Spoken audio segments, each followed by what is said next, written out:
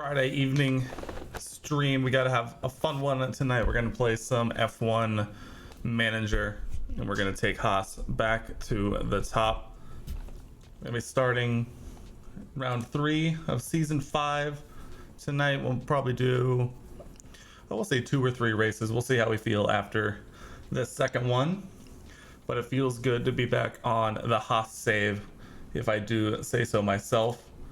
Cannot complain too much if I do say so myself.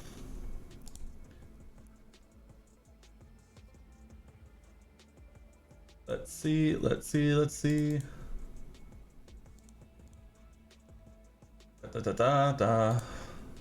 Oh, I always feel like I'm doing things immediately after I go live. Let me see. Okay, let's do the thing. Oh, I do need to open this real quick. Okay, all right.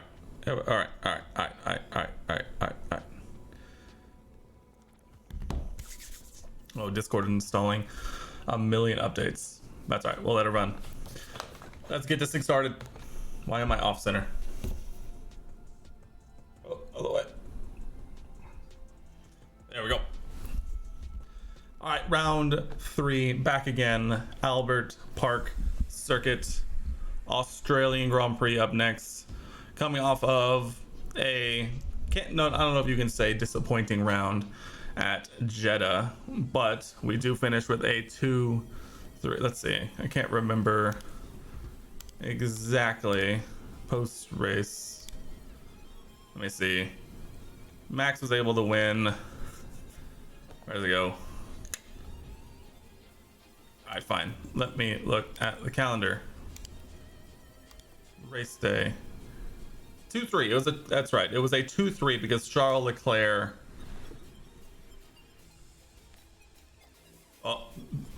links, hold on. What's going on, Canada? Sorry, links are kind of a thing.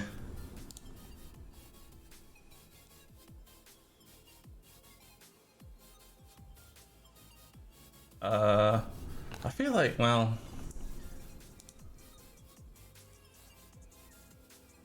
can I turn off? Honestly, no. Oh,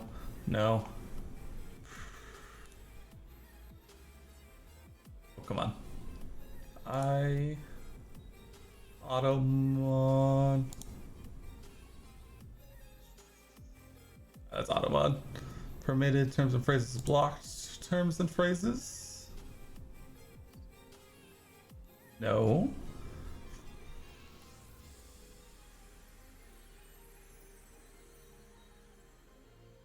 All right, try posting it again, Canada. I turned it off for now.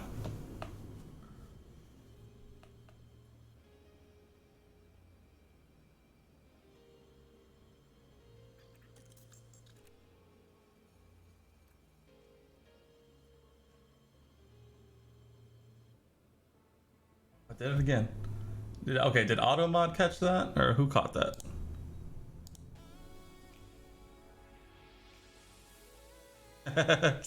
Okay, I gotcha. Oh, we'll listen. Everybody listen closely. And radio check. It's Friday then. It's Saturday, Sunday. What? It's Friday then. Saturday, Sunday. What? Yeah, it's okay. All the hits, all the time. Landowner. That is a good one. That's a great shout, Canada. That's a great shout. That's the vibe, for sure. Okay, I'm gonna do the professional stuff again, and then we'll get into it because that was a big break, and I'm gonna forget to edit that out whenever I do this again. Hold on. Round 3 of season 5, coming off of a fun race at Jeddah. We've got 2 on the podium, but Max Verstappen took the win. We head now to Albert Park Circuit, and we are going to be throwing this development point for Pierre Gasly into his reactions. Sounds good to me. Any other driver or staff development points? No. Tomorrow, our suspension and chassis designs are going to come in. And so we are going to be getting some new stuff to go on the car.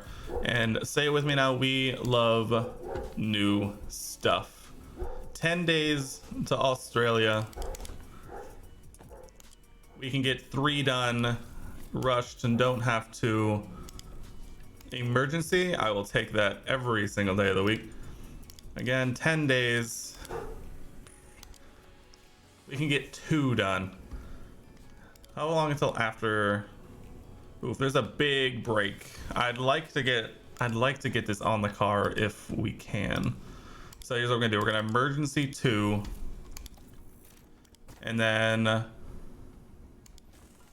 we are going to one put those on, and then rush manufacture 2 more, so those will be ready. The other thing we just did was suspension. That's currently being made, so we will continue. Nothing comes up.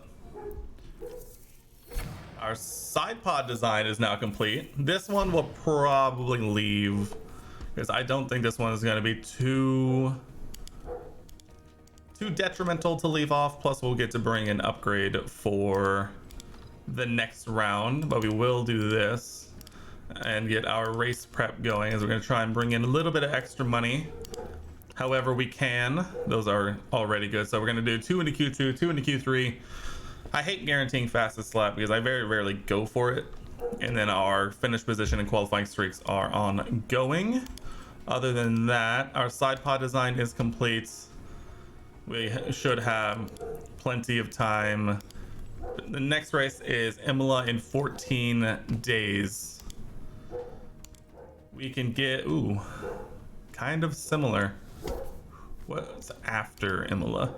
After Imola is Miami, another 2 weeks after that. That feels like a long time, but at the same time, that's long. Leaving it on normal is long. We're just gonna do rushed. We'll get a couple of them, hope that nothing goes wrong, and then should be good to go. Let me just double check everything once again. Make sure, actually we'll do it from this screen because I know it's easier. Make sure everybody's got the most oh, I saw that. I went back to my times. Right, those are in development. Perfect. And put the new suspension on. Beautiful stuff. Upgrade package coming your way here for Australia. Let's head to the race weekend. Nice. Nice. Welcome to Melbourne for a weekend of fierce competition. Fierce competition upcoming. All right, let me pull up. From the beach here at the Albert Park Circuit. Let me pull up our race engineers. Perfect setups for this F1 manager setups. Oh, rainy race around Australia. Say it ain't so. Okay, let me scroll up. We are in Australia. We are looking at 8. We're looking at 13.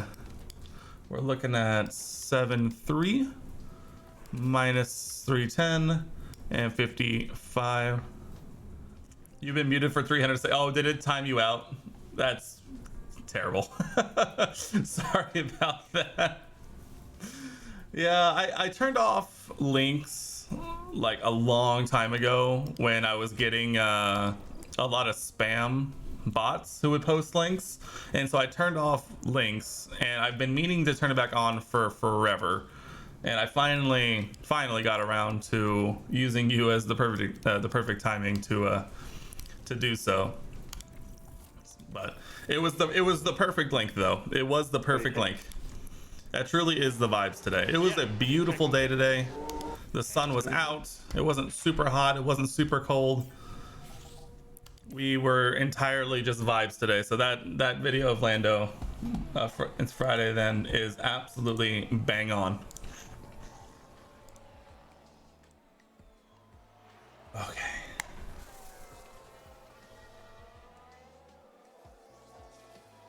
Let's see.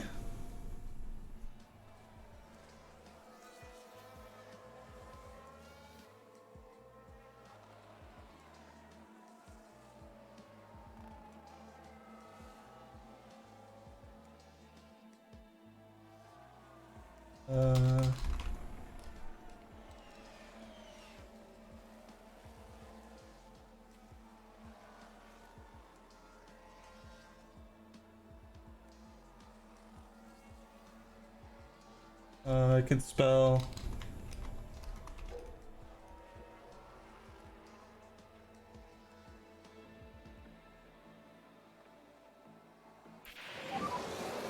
Okay, Jesus. Don't scare me like that, game.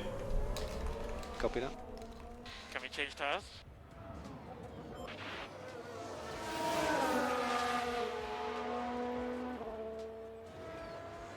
Okay, where are we at? What's going on?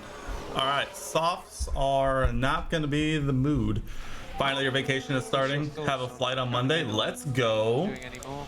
We love vacation time, man. We love it. 96 and 86. Pierre, you're such a hater.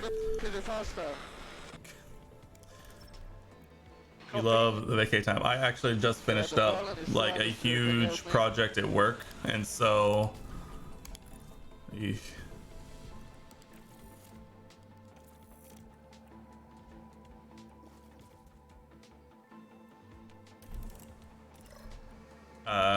We're hoping to potentially get some time off and time away here soon if we can help it.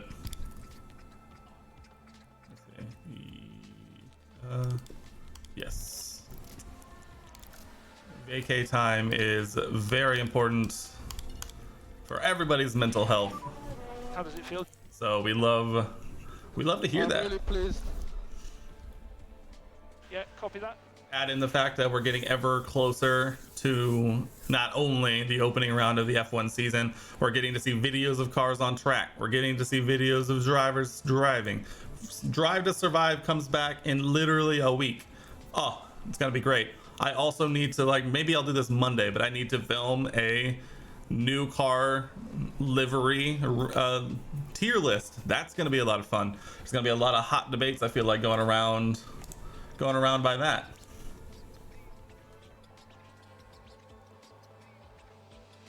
Gonna be a lot. Next week is gonna be a lot of fun in F1 space.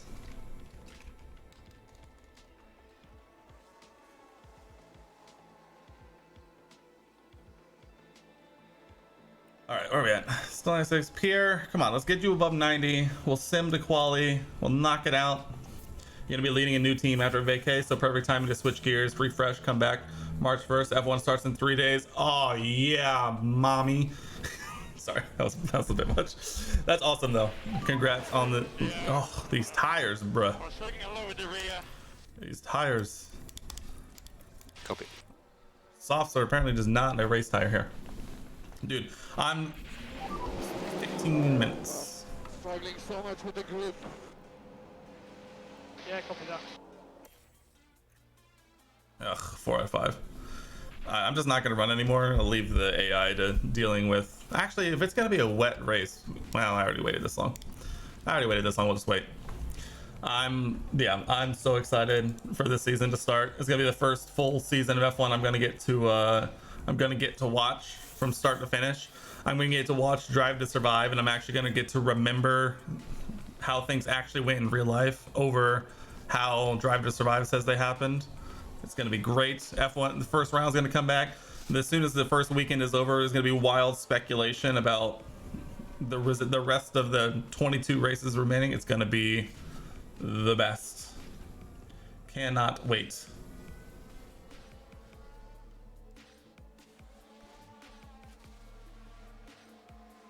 Come on, man. We haven't run in so long.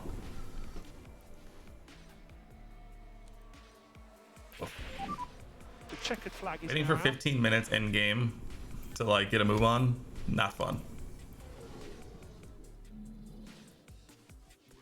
Well, we didn't get to see Pierre's new set of confidence, but we will just go ahead and sim to quali, and And we'll just hope that it ended up being good. If not, we have that 80 whatever to fall back on. We will find out right now. Pierre went fastest. 93, 97, 100% track acclimatization, and 89% car part knowledge for both of them. Good. It's gonna be a light rain race. This is gonna be a fascinating race, to say the least. Damp race around Australia. Here we go. Q1. Copy. Okay, should be green now. Should be easy enough to get through here. Shouldn't need to worry too much. No rain incoming.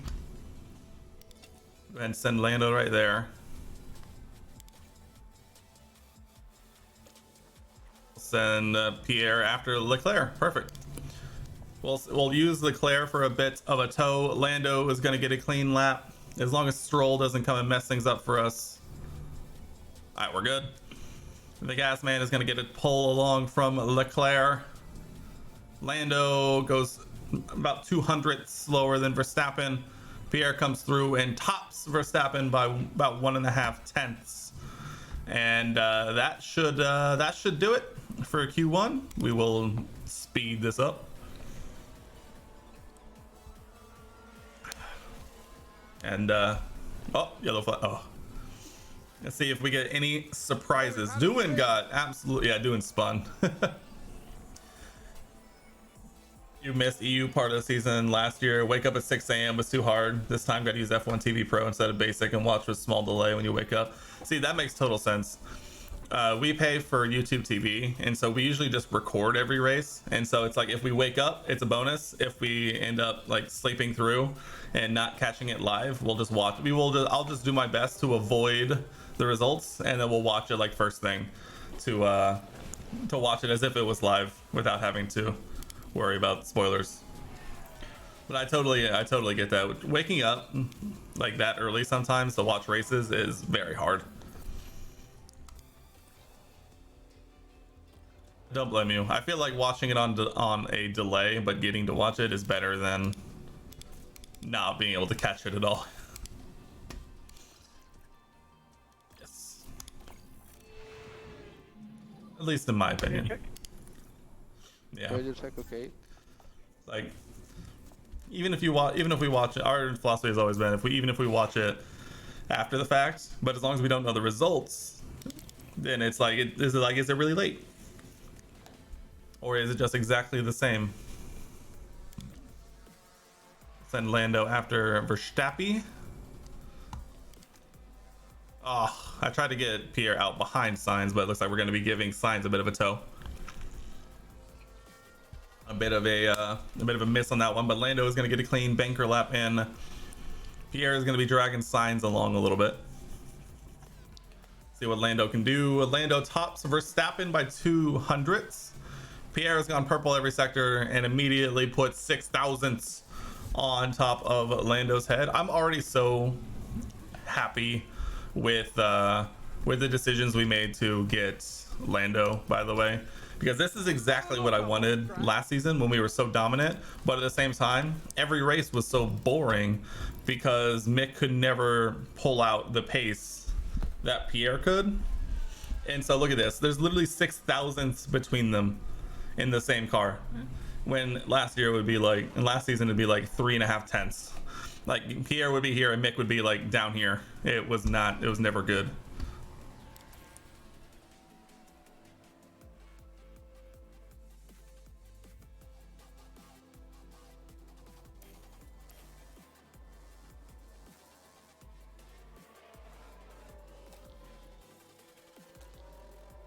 All right. We're not gonna watch it live because we should be able to make it through pretty seamlessly.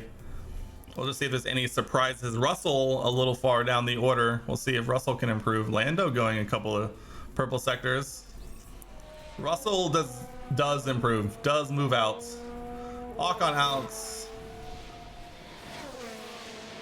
There we go. Whoa, Lando gets the better of the gas man on this one. Wow. And Sainz gets pushed out. Uh-oh, Ferrari. That's not what you want to see. Mick slips through in that McLaren. Georgie Boy made his way up to P9.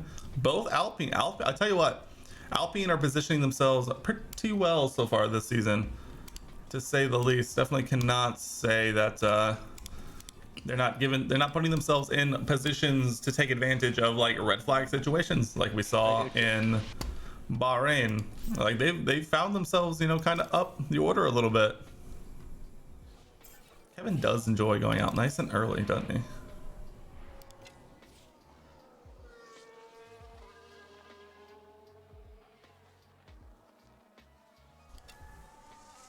There we go. Lando's going to run into traffic, but that's okay. This is a banker lap anyway. Tire check. Looks like everybody's on a new set of tires except for us. We're running a couple of bankers. Lando still puts almost 5/10 over Kevin Magnussen. Pierre immediately puts in 700ths over them. Lando, I think Lando did run into some traffic, so that's not too surprising. Verstappen runs faster, but again, we'll have to remember, used tire run. This is what we always expect. Pierre is still positioning himself perfectly to challenge for pole here. Let's see. We'll give Lando the shot at pole this time by sending Pierre first. Slide out ahead of Bottas. We'll give Bottas all the dirty air. We'll hop on board with Lando as we will start our final lap of Q3 in Australia. Fresh set of tires, bolted on and ready to go. We're gonna see who can put it on pole. Pierre needs to make up 1.2 tenths. Lando needs to make up about 2 tenths, presuming that Verstappen doesn't manage to find any extra time on a used set of tires. Pierre does go purple in the first sector. Lando does improve though. I think Lando ran into a lot of traffic through sectors 1 and 2 in the last time out, so we'll be seeing what kind of times they can put in. Green sector 2s for both as we're flying through this lap. Pierre already making his way up to the final corners. Here it goes. The checkered flag is out. Who's going to take pole? Is it going to be a Haas driver? Pierre moves up to provisional pole. Lando takes pole right back. 9 thousandths on the Frenchman's head. Lando Norris is on pole position by not less than 100th of a second. Oh my, what a qualifying session. So this is the kind of pace that I'm looking for here. Look how tight this is. Lando, Pierre, and Max are all within 1/10 of each other. Wow. Let's go. That's another front row lockout for the Haas team. Let's see if we can actually take advantage this time instead of mistaking in strategy like we did at Imola. Not Imola, at Jeddah. Race day has arrived. A light, rainy kind of day. Woof. All right, we're gonna be on mediums for sure. And then this is just gonna be damp the rest of the way. Will Inters even make it that far? That is the question. No, they will not. Oh man. All right, so it's gonna be a 2-stop double Inters kind of day. We're gonna try and spread this out as evenly as we can. So what is that? Lap 15 to 17. So what is that? 10 laps? 17 or 20 laps? 20 laps and then 21 laps. That sounds about right. I guess, yeah, 18 laps, 20 laps, 20 laps. I mean, yeah, that looks to be exactly how it's gonna go. I don't think we're gonna get many chances to do much about it. We're gonna be deploying. I'm not going to run tires because I feel like tires are just gonna get eaten alive on this one. We'll put them on the same laps, and then we'll adjust and see how the race progresses. But I mean, this is gonna be, we're not really gonna get our opportunity to really mix things up, but it is going to be a damp race here around Australia. Medium inters. We have to stop under the inters conditions because those tires are not going to make it. And so it's going to be a 2-stop. We'll see what the AI does, but at the same time, I'm feeling pretty confident. It's a front row lockout for Haas. Let's get it. The drivers have now taken position on the grid, and it's looking like a cloudy day. It is indeed. If any of the AI start on softs, they're absolutely They're in pole throwing. position, and they've got to be happy about that. Come on, show me the grid. Next for the team. Still Kevin's number, by the way. British pointed this out to me. Yeah, I know you can only see the 2 behind my big head, but it's still Kevin's car apparently when they show the, look at that, it says number 20. But it's building to this. What do we got? Get ready for the Australian Grand Prix. I've seen a lot of mediums. It does not look like the AI are throwing. And it's lights out, and away we go. All mediums except for some hard runners down at the bottom. Kind of to be expected, I would say. No throwing AI around here. The softs were definitely not a race tire around here, as we still lead a 1-2 away from the line. And we are away here in Australia. Cannot wait to see how this one shakes out. We have about, what, 15 to 18 laps, or like 15 to 17-ish laps of dry running before the rain is going to come, and we're going to have to be very on the ball when it comes to that crossover points, because with our drivers running a 1-2, the likelihood of one getting, you know, in a bit of trouble when the rain starts is kind of high, especially with the way that our drivers have been able to, or the way with all of the cars have been able to kind of hang pretty closely with each other. A wrongly timed pit stop could prove disastrous around here.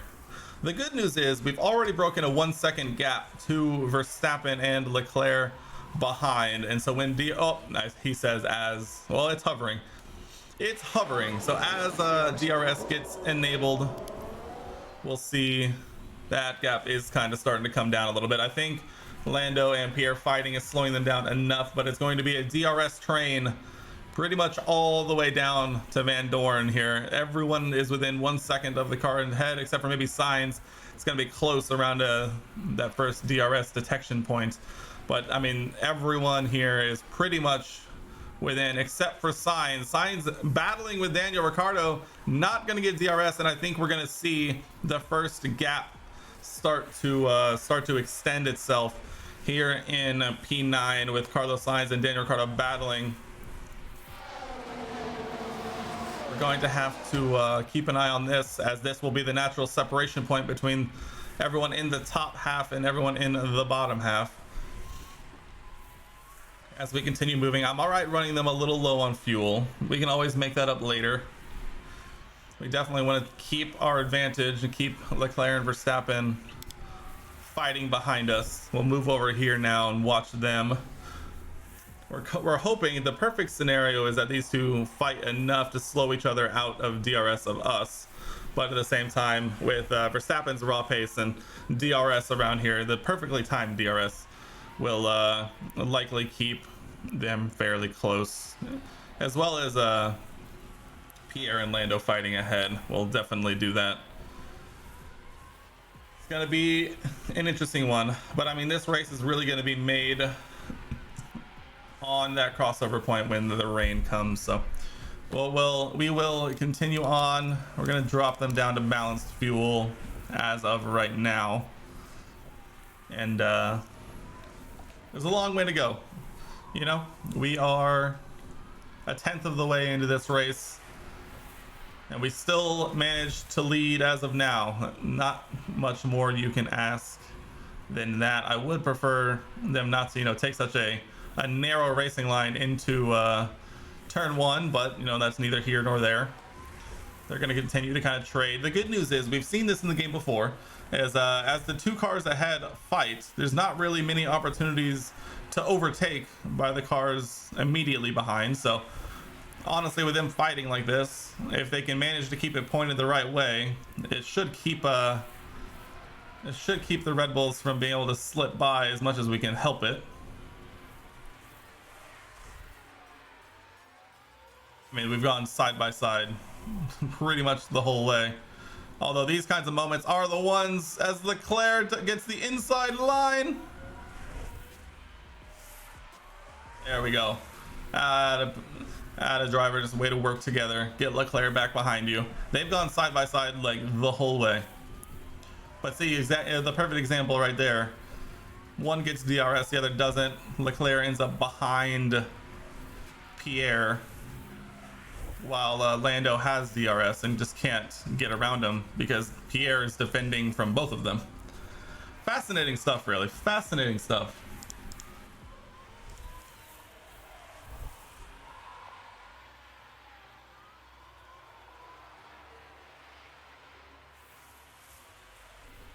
Let me see. Look at that. We're basically backing up the entire group. Well, there is still that separation. We've gained over 4 seconds to P9, which now is young Mick. We'll see if Mick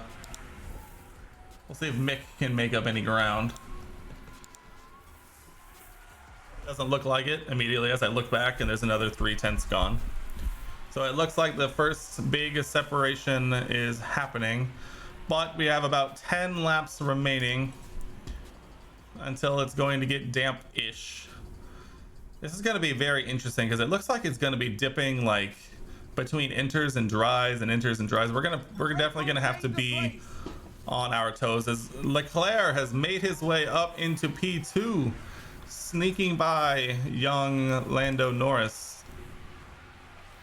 Is now likely going to be making a move for the lead.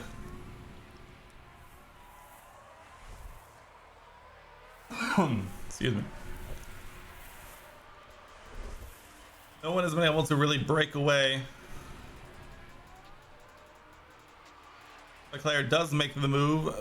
Lando tries to stick his nose in. Likely will get past Pierre here. And now Lando, they're going to go side by side. Going side, there we go. Okay, they settle back in. Lando does overtake Pierre. Leclerc now leading, but at the same time, obviously the difference between first and second when the pack is this grouped up is pretty negligible, if I do say so myself.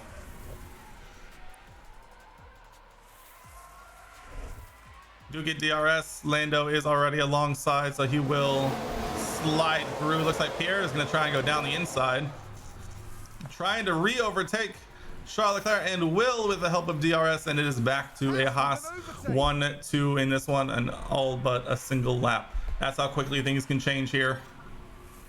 We are flying. P9, by the way, is now 6 seconds behind. You can see the gap opening up between the front runners and the bottom half, with Van Dorn occupying his normal spot of P20, just having an absolute nightmare of a couple seasons. Aston Martin just absolutely in the bin, can't help it, just need to move on. Oh, Lando might cost Pierre a spot here. Ooh, he shuts the door violently, and the Red Bulls are side by side.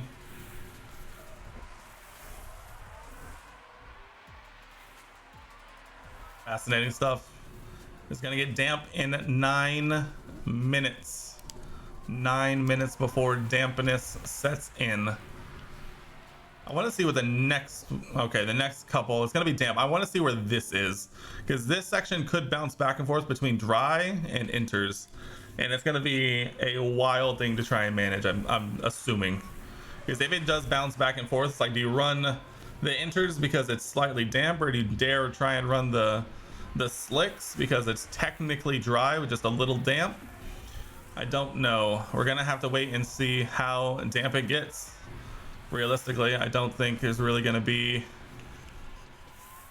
a way to know for sure until we get there. As Verstappen now making a move around Pierre Gasly. They're going side by side. We'll see which way Lando defends. Lando defends to the inside. I think Pierre is going to get stuck out here unless he can get up side by side with Lando. He doesn't, and Max is going to have the inside line. Max may take the lead here. Oh, he doesn't. Lando successfully defends for Max Verstappen. They've gone side by side since sector 3. All right, Verstappen makes his way. Oh, yellow flag. Everybody looks like they're still going. Albon, I think. Seems to have been a Albon locked up into turn 2. Unlucky for the AlphaTauri driver. Oh, who's getting DRS here? I swear, getting that. Yeah, Lando will get DRS. He will, in fact, be zooming. Oh, they're both zooming. 3 wide. It's turn. Ooh, 3 wide. Oh, Pierre backs out, slowing up. We've entered our pit window. Not that we're really abiding by that per se. We're still waiting on We are expecting rain. the dampness. Waiting for the first droplets to fall. I think the plan will be, we'll see if Lando or Pierre is making a move. If not, we'll box one, box that. We might box whoever is behind the other first to let the other driver get a clean lap fighting whoever's ahead, and then they'll box after. I mean, we're talking in soon. We're talking within the next couple laps here. I think we're absolutely flying though. I wish Pierre could, well, this might work out perfectly, where we'll let the front runner get a lap of clear air and let the second, the further down driver come in first. In 2 minutes, which means likely at this point next lap, we'll be making our decision on who is going to be, it's going to be making the move to hit the pits. It's going to be, all right, it says it's going to be damp for at least the next 10 minutes. So, I mean, we're definitely going to be on inters for, at least 10 plus laps. So in 1 minute. All right, not actually at the end of this lap. It's likely going to come mid next lap. Ignore.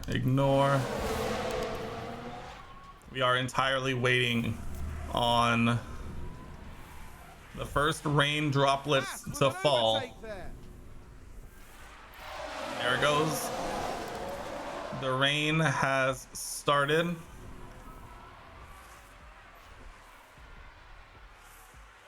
Red Bull moved up. Oh, development. Sonoda, safety car. No safety car. Who's that just crashed? No safety car. What's the gap here? The gap is less than a second. I should have checked to see who had the better. All right, Lando, box. Pierre, do not retire the car. Pierre, you're making the ultimate sacrifice. We're delaying your stop by 1 lap. This is going to get spicy.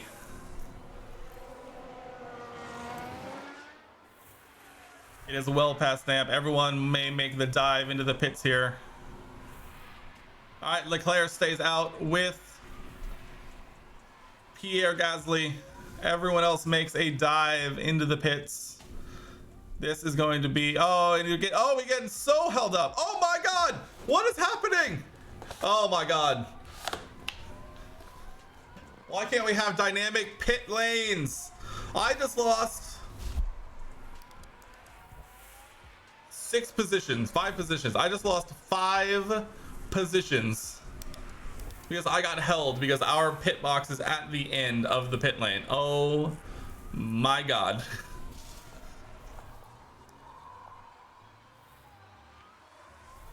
This is terrible news. I mean, at this rate, we should have just left them both out. The pit lane train really came back to haunt us here. And now we're probably also going to lose a bunch of positions because all of the interest people. There's the hold for Leclerc. Oh, horrific. The pit. Oh my god. Oh my god. Now look at that. Verstappen leads, and we're P6. Horrific. And P6 and P10. Horrific. Absolutely horrific. Oh my god.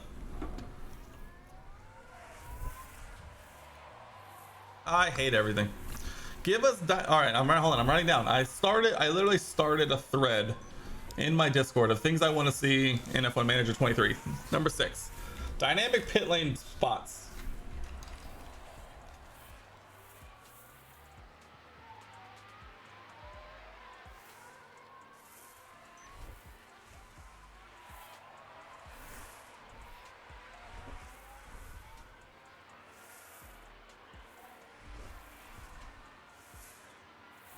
There we go. Oi. And now Lando is going to be battling Daniel Ricciardo. He has 2 seconds to make up to Kevin Magnussen ahead. Ugh. Ugh. Pierre might be the biggest loser here, as now he's battling Esteban Ocon down in P10 outside the points.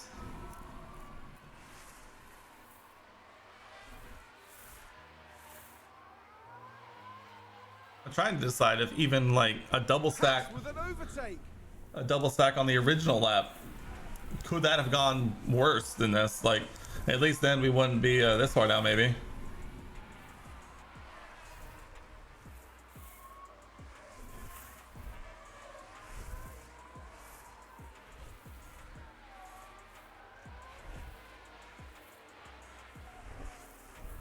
Okay. All right, enough moping. What kind of times are we putting in? I want to see Kevin Magnussen time versus Lando Norris time. Let's see here. Kevin Magnussen runs a 25.7. Lando runs a 25.5. So we are catching. We are catching Kevin Magnussen a little bit by a little bit. May try and speed that up a little bit with a little bit of deploy and a little bit of pushing on fuel. Pierre, we may do the same and try and see if we can make a move on Leclerc, get a good jump. Potentially try and make a move into one of these corners, see if we can compromise the Monegasque into making a mistake.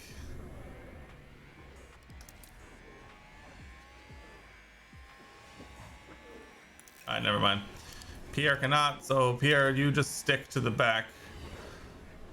Safety car here would actually be... Sounds like someone's locked up. I don't actually know if that would be good.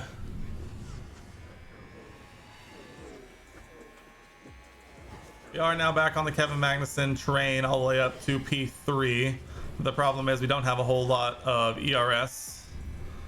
And overtaking in the rain is less than desirable.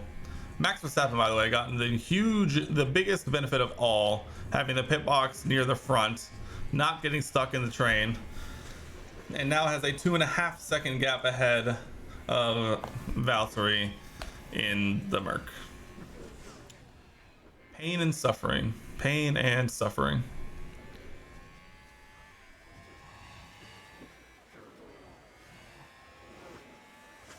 Come on.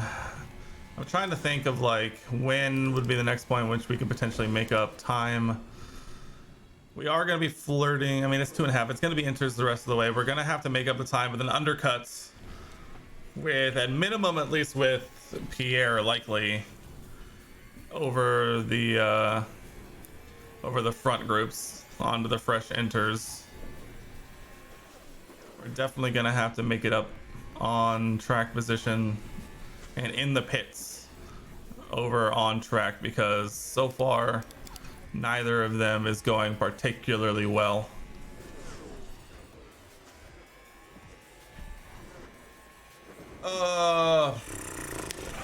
Man, we had so much pace in quali and practice, and then we come here and it rains just a little bit, and then all of a sudden everybody enters the pits on the same lap.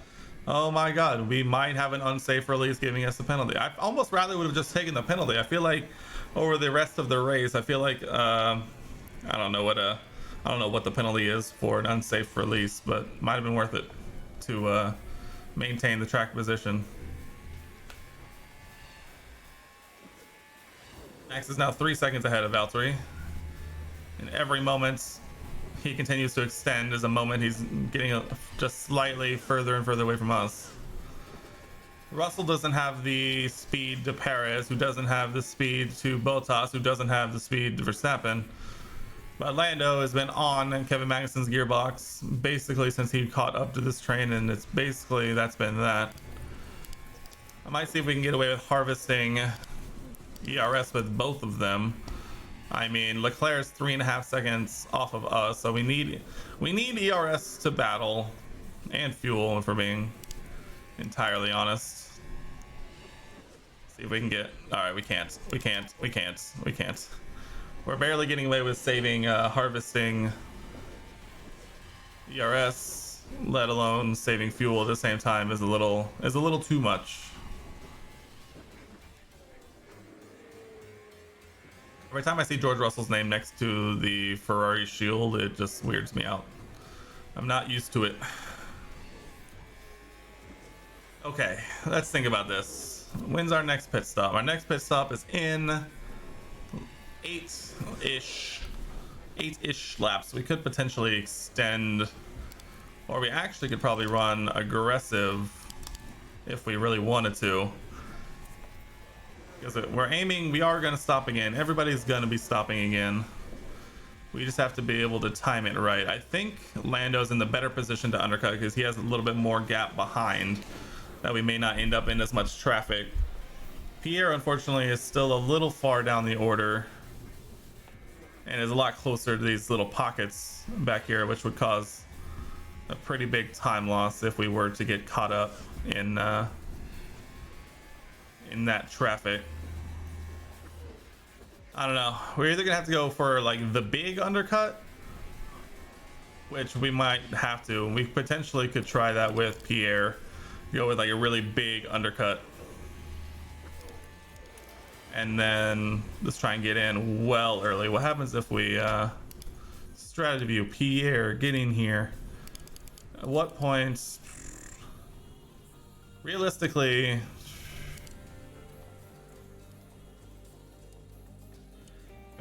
we could box Pierre in the next. We'll box that lap. We'll try it. We'll keep Lando on the exact same, but we're gonna try a bit of an undercut with Pierre and see if we can make that work. I'll actually hop on board with Pierre. All right, he's getting a little more punchy with Leclerc as well. I'll be curious to know if the AI are gonna try and go to the end on these tires. I really doubt it. The tires we're showing just getting eaten alive by in the strategy view.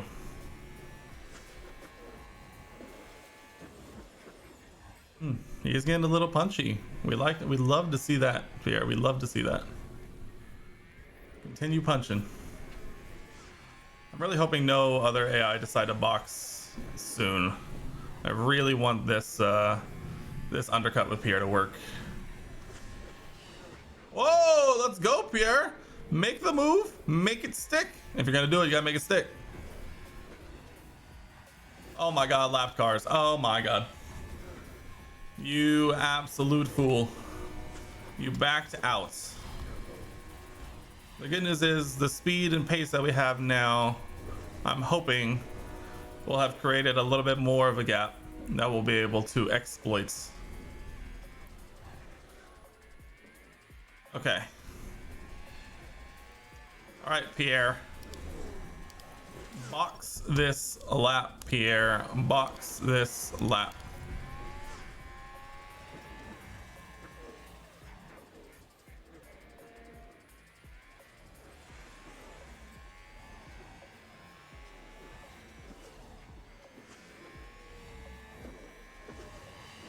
I really, really, really want this undercut to work because we got to get Pierre back up into the points somehow.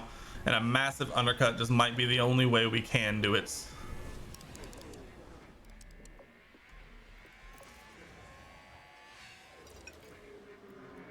All right, Pierre, good luck.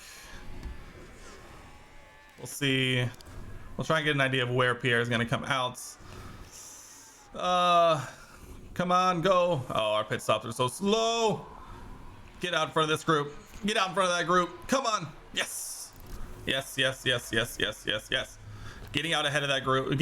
Showing up behind this group would have been the death sentence for this race. Pierre is now set to go to the end of the race. Now we need to focus up on when exactly we can get Lando into the box.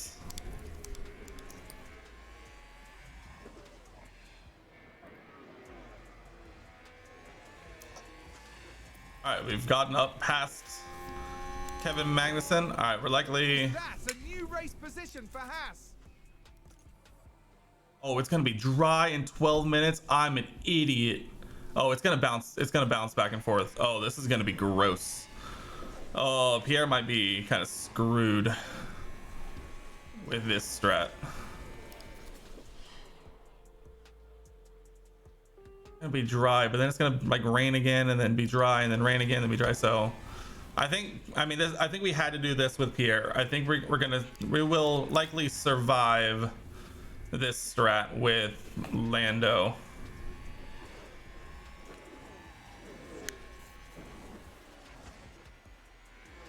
But those dry periods on inters are gonna be the moments, you know.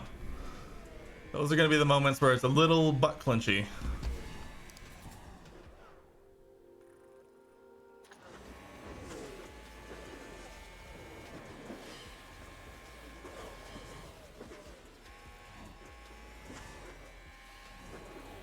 All right, Lando, harvest this next lap. You're going to box. And then we're going to the end.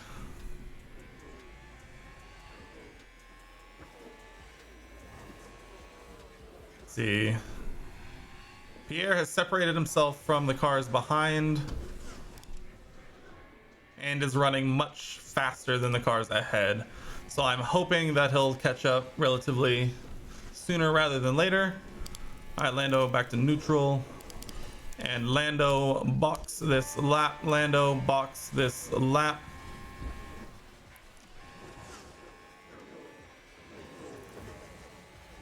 Wait and see. We're going for a bit of an undercut. We're gonna hope that everyone else starts boxing here relatively soon. Godspeed, Lando, Godspeed. We're gonna hope he can end up around where Pierre is if we can help it, and a bit of clean air if the perfect dream happens, which might not be the case because we're gonna come out behind Zhou because Zhou's gonna have the momentum. But our drivers are next to each other again, so that's exciting. That's always fun, you know. Tire check. Everyone's on between 50 and 60%. I mean, there's no way they're going to the end. Like the pace that they're running, there's no way they're going to the end. It's gonna be dry in 7 minutes. Maybe they'll make a mistake and box for softs, thoughts, or maybe mediums. You never know.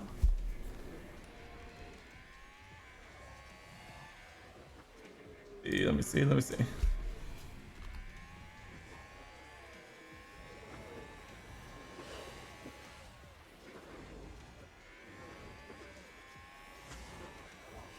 All right, we have caught up to Zhou. We need to get by the Alfa Romeo. Lando, we need to get by the Alfa Romeo.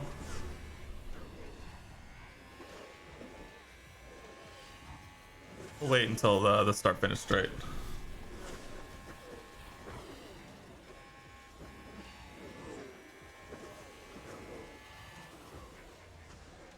I heard something.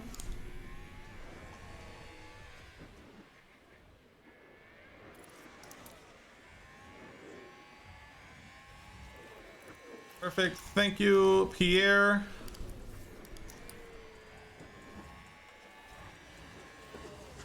Oh, come on, Pierre. Haas with an overtake there.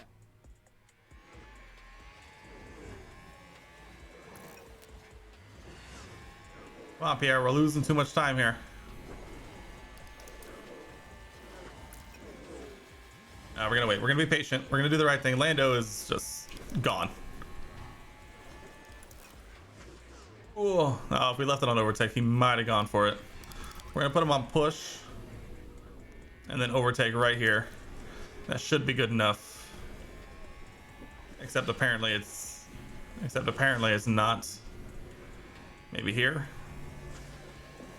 He's gonna shut the door on you. Pierre, stop playing with your food, Pierre.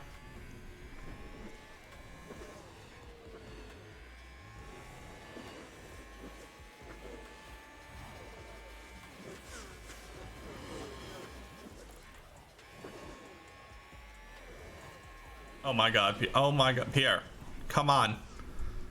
Get by the Alfa Romeo. He's already lost 2 seconds to Lando. Oh my god, finally. Holy.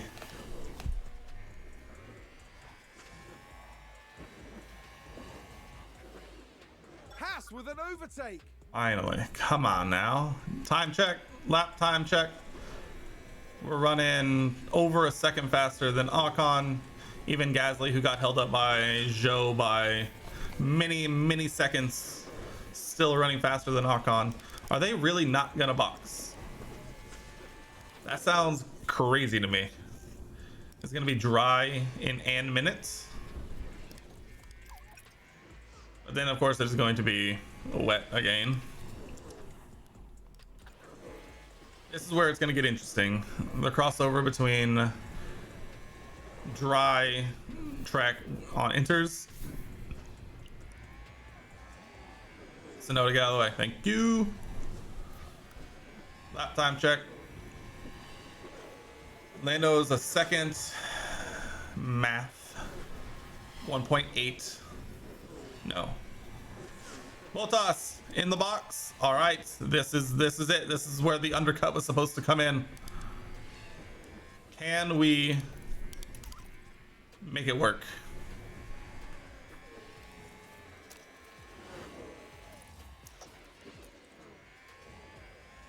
No, we cannot.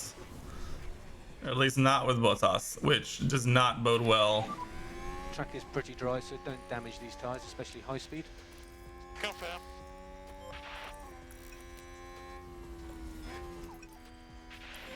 Now a dry, Okay on fuel, so it's you now can a do what you dry want for track. speed.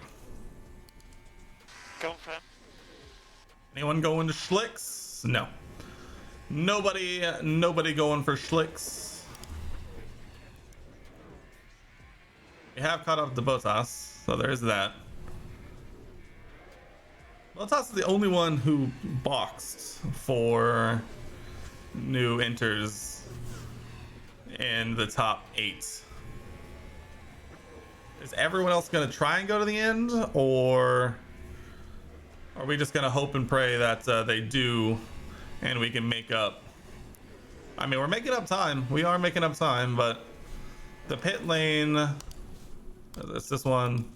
It says 25 seconds. I don't know if I believe that. Verstappen in the box, which, I mean, he's going to come out well before us. I think that dang train at the beginning of the rain period is going to be the death of us. We got held up by literally every car on circuit. And now we're literally fighting for literally scraps of points with the Mercedeses. What an absolutely horrific race. There's only 12 laps left. I have to believe that anyone who hasn't boxed yet is trying to go to the end, which is saying something. Like, our massive undercut with Pierre did not work out. Just, I don't know if it was lack of pace or what, but it just did not work. Leclerc and Russell are boxing now, but it's 10, 8, 6, 4, 3, 2. What is it? 10, 8. Is it? 10, 6, 5, 4, 3, 2. What is it? 10, 8, 6, 5, 4, 3, 2, 1. Yeah. So we're scoring points currently, just not enough points. And we're also praying that anyone else in the top 5 decide to box at all. We're not really catching them though, which is the biggest problem of all. We have no ERS in which to battle, to overtake. Oh. Is it gonna get dry at all? No, I mean, it's gonna get dry in a minute, but other than that, I think it's gonna be damp the rest of the way. Oy vey. Time check. I mean, the front runners are still running just as fast, if not faster than us in the clean air. So our undercuts is not boding well. We don't have the fuel to push. We don't have the ERS to overtake. Oh, now Ocon goes in. Now that we're, what is that? 3 seconds behind Bottas. Great. And these two are just gonna battle it out for scraps of points from here. So, woof, what a disappointing day out, huh?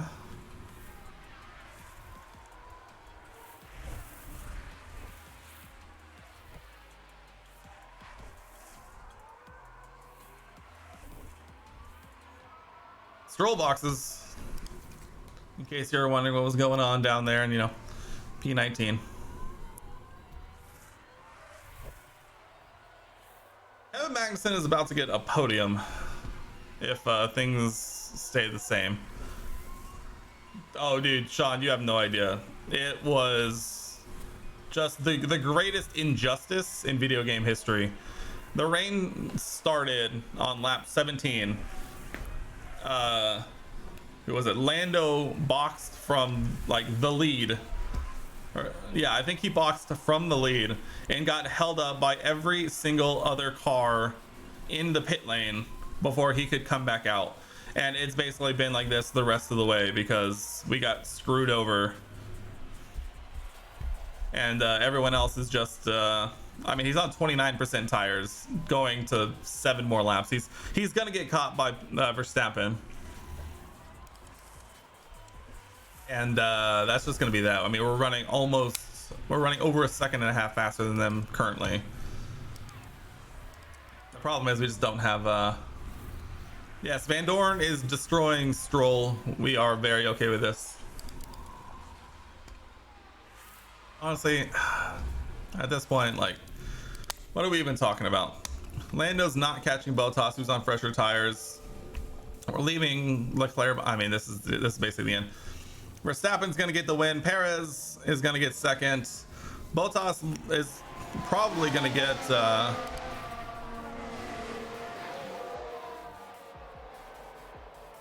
Max has got. It's gonna be dry the rest of the way though. The rain has stopped. But I don't think we're going to be able to box, unfortunately. Magnussen and Ricciardo pitting on lap. Oh, they threw it away. They threw it. What? They threw it away. They boxed both of them for fresh inters on lap 56. Alpine throwing. Literally throwing.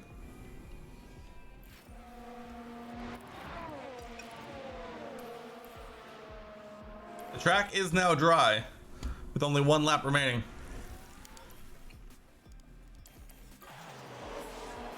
Someone gonna get bold on the final lap. All right, final lap. Very used inters on a dry track. Who's gonna get it?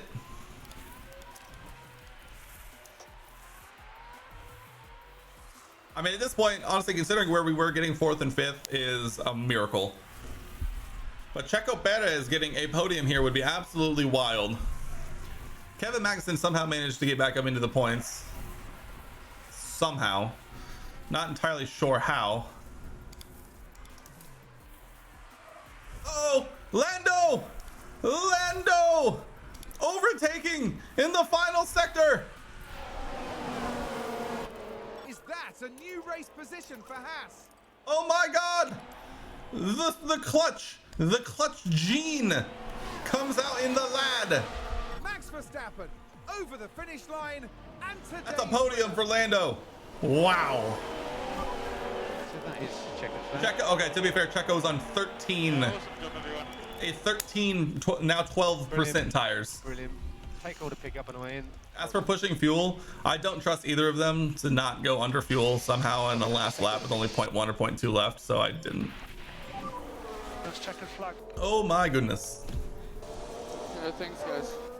That's an I mean, excellent in the drive. grand scheme of things, we started on a Haas front row lockout. Yeah, no kidding. Dude, that was crazy bad. Lando went from 1st to 9th. Crazy. Crazy. Max has tied Lando Norris for the Drivers' Championship. British somewhere is in the bin and he doesn't know why. Pierre still alone in 3rd. I guess technically tied for 2nd, or in 2nd if we want to look at it that way. Haas still lead the constructors over Red Bull by 11 points. Not too bad. Damage limitation done for sure. Any development points want to come through? Probably not on this one, for being honest. Minus 350k for Pierre getting, what, P5? I can't remember what I promised him, honestly. But it's only 350k, 4.5 mil. You can't see it, but it's right here. 4.5 mil coming into our bank accounts. Let's hope that we don't run into any more pit lane stuff in the next one. Woof. Woof. New suspension. Bang. I'm pretty sure that's the one we already have on, so it's at least done manufacturing. We now move. Torque center is in poor condition. Uh-oh. 420k. Nice. We have $19 million. That's pretty good. But we head now to the Autodromo Internazionale Enzo e Dino Ferrari, the Italian, one of the 2 Italian races here. We have all these, a difficult race. You are telling me what a wild pit lane that was in Australia. Our regulation about major technical changes for the 2027 season. They encourage greater variety in car design. They propose major aerodynamic changes to the chassis and side pods. Oh my. Oh. Those are those are some major changes to the chassis or side pod. What in the heck? Car analysis. Grid average. We are like the best car and everything. Let's go.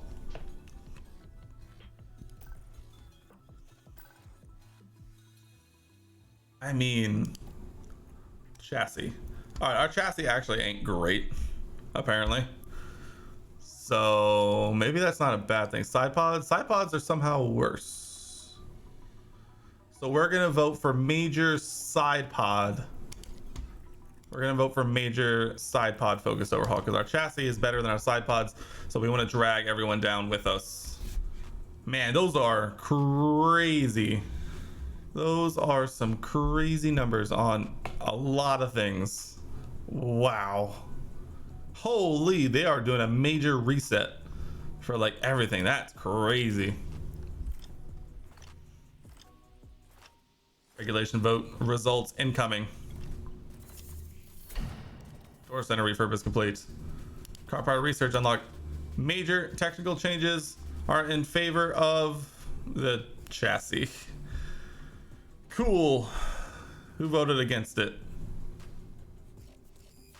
Just Williams, Red Bull, and us. Everybody else voted for the chassis focus overhaul. Good. When does the next ATR period start? That's a good question. Oh, I missed it. It was this one. Right? Yeah. It begins in almost 2 weeks. I mean, do we have enough time for like a bit of cheeky research into the chassis? Is that gonna finish in time? My goodness, it's just everything.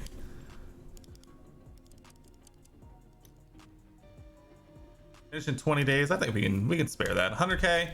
Get a cheeky research in to the chassis for next season. I think we can manage that. Claire, welcome in. How are we? I hope we're doing well.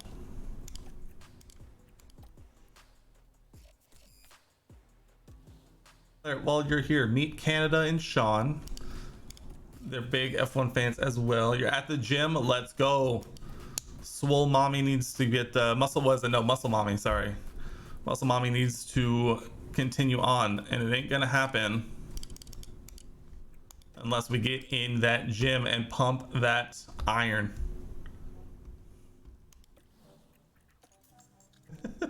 I mean, you're the reason. Race weekend, bang. You're the one that put it on my timeline, so basically this is your fault. In some roundabout way that makes sense. But here in Imola, the air is red hot. Welcome to Ferrari's turf for the Emilia-Romagna Grand Prix.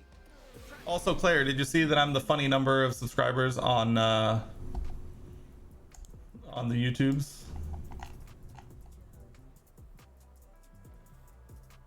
Mika and Michaela, true. Yeah, they are the ones who kind of did it, didn't they? Let's go. I'm at the funny number. The problem with being at the funny number is like I'm really far away from the next funny number, and so that gets harder. That means I actually got to start doing like better. 4-6, 350, and 5. Yep. Where are we? MLS 6.5, 12.5, 4-6, 350, 5. Bang. I'm gonna just do it. I hate sitting around watching the practices. Like, oh yeah, we got it. We'll be all right. We're just killing it. I got good plans for when the F1 season starts in a few weeks, that we're going to hopefully expand and broaden the content horizons of the channel. Actually, it'll probably start nice. Probably next week when I actually sit down to do. Actually, let me check their we're good. I want to sit down and do an F1 car tier list now that they're all out. Ready, check. It's gonna be good. We're expanding the content. It should be green now. We're trying to offer more than just hot F1 Manager gameplay around here. I mean, don't get me wrong, it's some hot gameplay, but we're trying to be diverse. We're trying to show range around these parts. All right, first lap. Let's see how much traffic Lando is going to run into. It's going to be a lot. It's going to be a lot of traffic. How much for Pierre? Pierre's going to hit just Carlos Sainz, and he got by them immediately. Lando still goes very fast. We'll see if Pierre does not go as fast. That's fascinating. Is that a lockup? It looks like that time is probably still gonna do a-okay. So that'll do it. Also, side note, you and Ryan's girlfriend are like best friends already. Let's go. We love that. We love when fast friends is the case, for sure. We need to plan a night where we get everybody on one night and play games again. It's been far too long. I was thinking about that, and we probably should rather be sooner rather than later, because once F1 season starts, I'm gonna be unbearable. I know, it's been such a minute. Also, we are flying compared to everybody else. It's been a minute. I'm hard addicted to these games, but Good that session. honestly should be more of a reason for me to switch it up. Let's see, Botas, dang it. Golf it shenanigans, probably. Yeah, I'm always down for some golf it. We can have some fun. We'll get everybody. It'll be great. We'll get a big old lobby. Radio check. Golf it. Oh. Yeah, confirm. Golf it. Ooh. Imagine.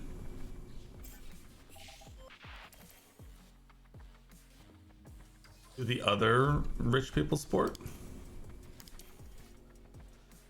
Yeah. Focus on your workout. Get them gains in. Get them gains. I will. I'll tell her you said hello. Sending Pierre right into Leclerc's way. Love to see it. Right, and just getting right into Sainz's way. Oh, Lando's gonna get a clean lap. It looks like Pierre's gonna have to overtake Leclerc. Leclerc, he got held up. It's a banker lap anyway. Oh, there's a spin. Giovinazzi spinning. Who would have thought it? Pierre 7/10 off of Lando. Lamau, just as we all suspected. Somebody crashing. Ricardo, Daniel out. Oh, interesting. There's been a crash. Sounds like a Ricardo, single car. big crashing. Bang on a fresh set of boots. Let's get this show on the road. Let's try something different. Let's run them right now. Is this gonna work? I hope so. Let's go, it's gonna work. We're gonna get the whole circuit to ourselves, and we're gonna cause some traffic on an outlet. Let's go. Pierre goes fastest. Lando is currently sitting in P3.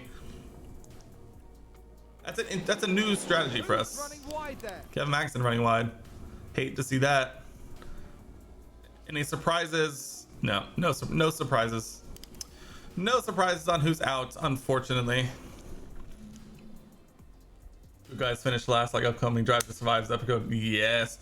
Oh my god, do we want to talk about the episode names? Once we start the race, we'll talk about the episode names. Because I have some takes. Alright, let's do Q3 and then we'll talk about the episode names. Because sheesh. Radio check, okay.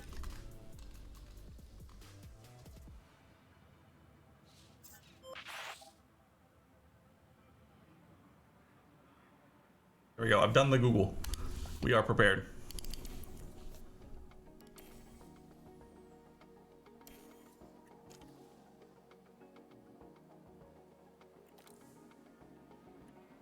All right, get your bankers in. Verstappen causing issues for everyone. Lamau couldn't be us. First laps. Banging in times. Oh, banging in times. Uh-oh. That does not bode well for everyone else because we are quick. We're gonna go with everyone else this time, like normal. We'll send Pierre first, and then we'll send Lando, since Pierre is already ahead on the leaderboard here.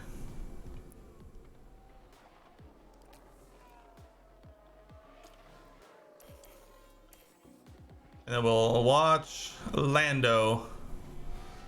See if he can catch up to Pierre. It's a Haas showdown in Q3.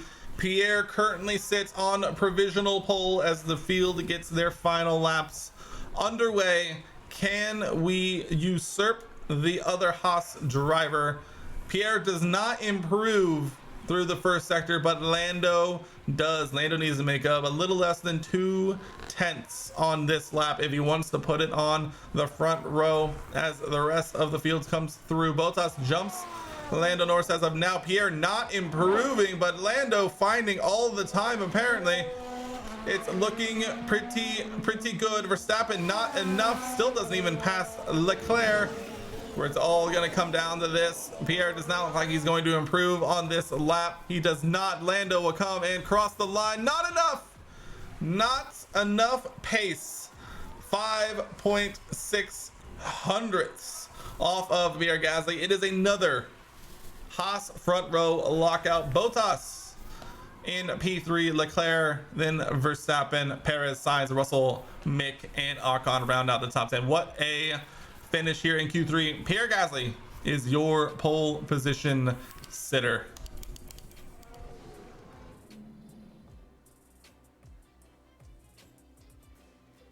Bang, banging in times. Dude, Merc brought some upgrades. They are pretty quick. The time has come to fight it out. It's race day. Haas set themselves up for success during the race here with some spectacular qualifying lap times. It's going to be an exciting race for sure. This weekend, All right, Red Bull... let's get the strats going. And I got the list of DTS episodes that we can take a peek at. All right, it looks like the one stop is the move. We might actually do the thing where we'll switch up the strategies. I think I actually like this more.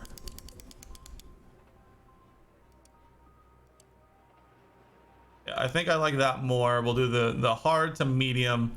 We'll keep an eye on everything, and if it becomes obvious, maybe we'll get a safety car. We can potentially move to the softs or change up the strategy. Or if it, it's going well enough, we can extend that hard stint and go to softs like the original strategy was entailing. We'll put in an extra lap of fuel.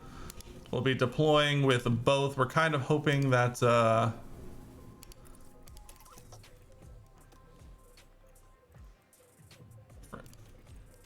might as well just put in the max, right?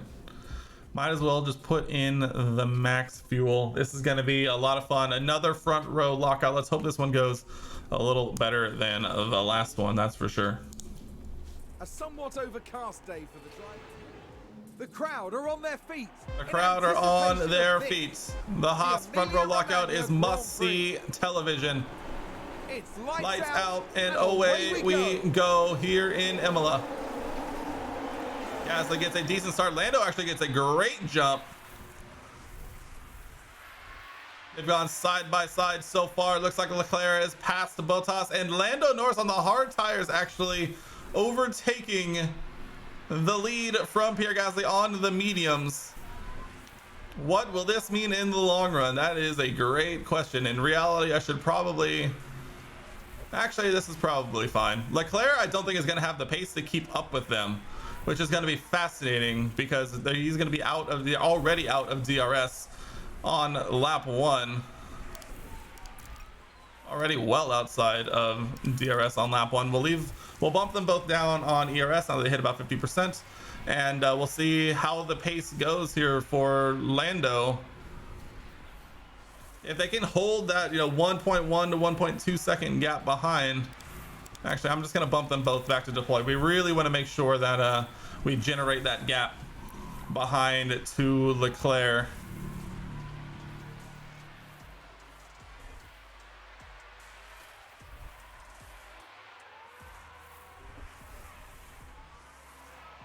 That was interesting. Good to go. 1.6 seconds, the gap behind. And now Leclerc is going to have to worry about fighting Bottas and Verstappen. Our guys obviously going to have to worry about fighting each other, but at the same time, I told myself no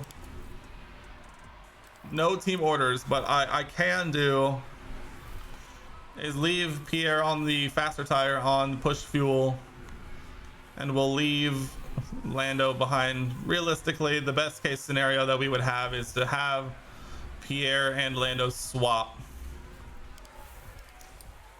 and then let Pierre drag Lando forward on the hard tires, kind of like Max did in Jeddah. We'll use Pierre to drag the hard tires further along. Leclerc actually also on the hard tire, so it looks like a bit more of a mixed bag strategy. Those in the bottom half look like they're doing the soft two stop. Looks like whoever's starting on the medium is likely doing the one stop if I had to guess. But we are in a good position. All right.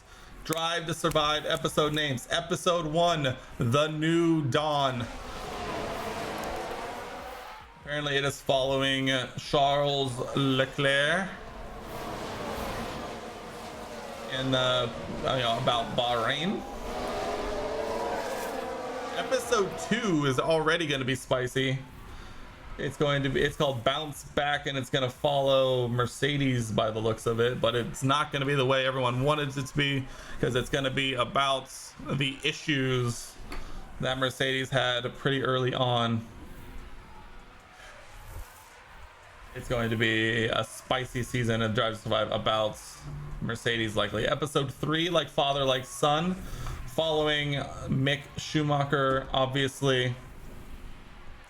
It's gonna follow the British Grand Prix. Gonna be a lot of fun. Also will likely involve the Zhou crash. Gonna be very interesting to see how that is portrayed in Drive to Survive.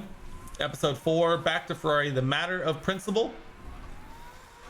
Ferrari struggles, to say the least.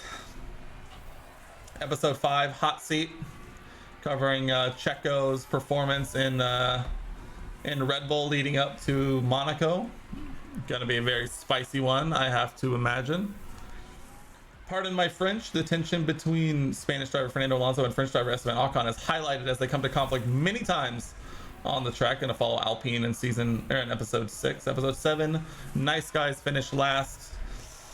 Daniel, oh, this one's gonna be sad. It's the one about Daniel. Episode 8, Alpha Male, Alpha Tauri, about Pierre and Yuki. Episode 9, Over the Limits. Oh, there's gonna be a whole episode about Red Bulls exceeding the cost cap. That's gonna be very spicy. Very, very spicy.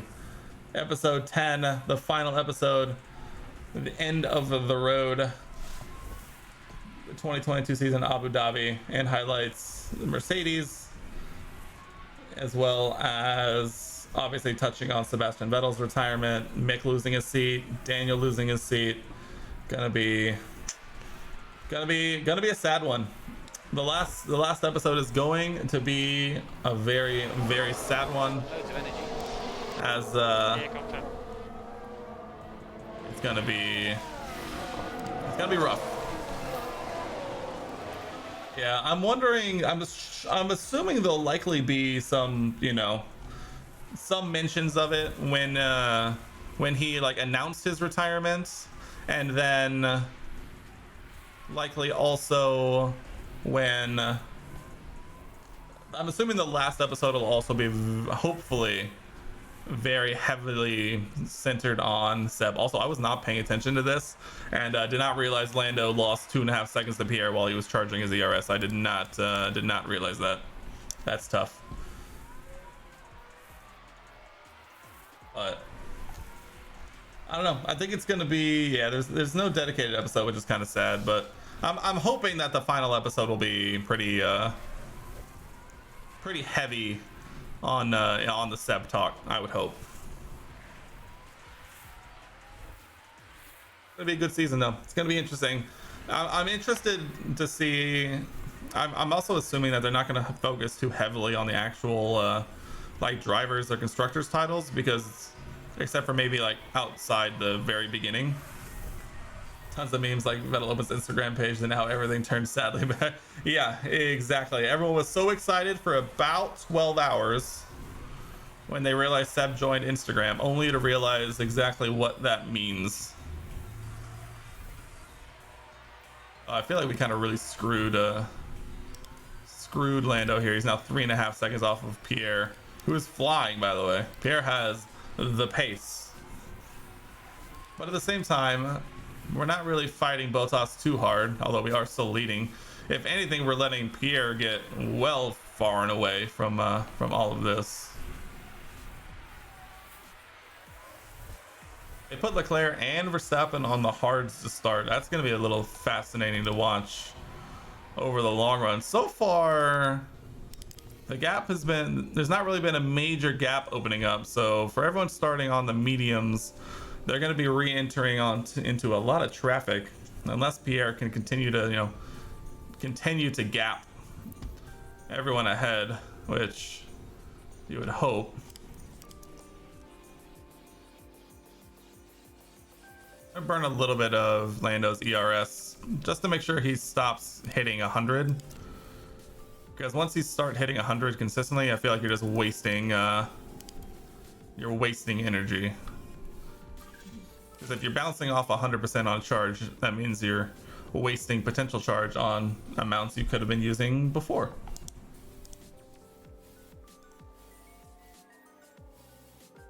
Here's now over 4 seconds up the road. Lovely and jubbly.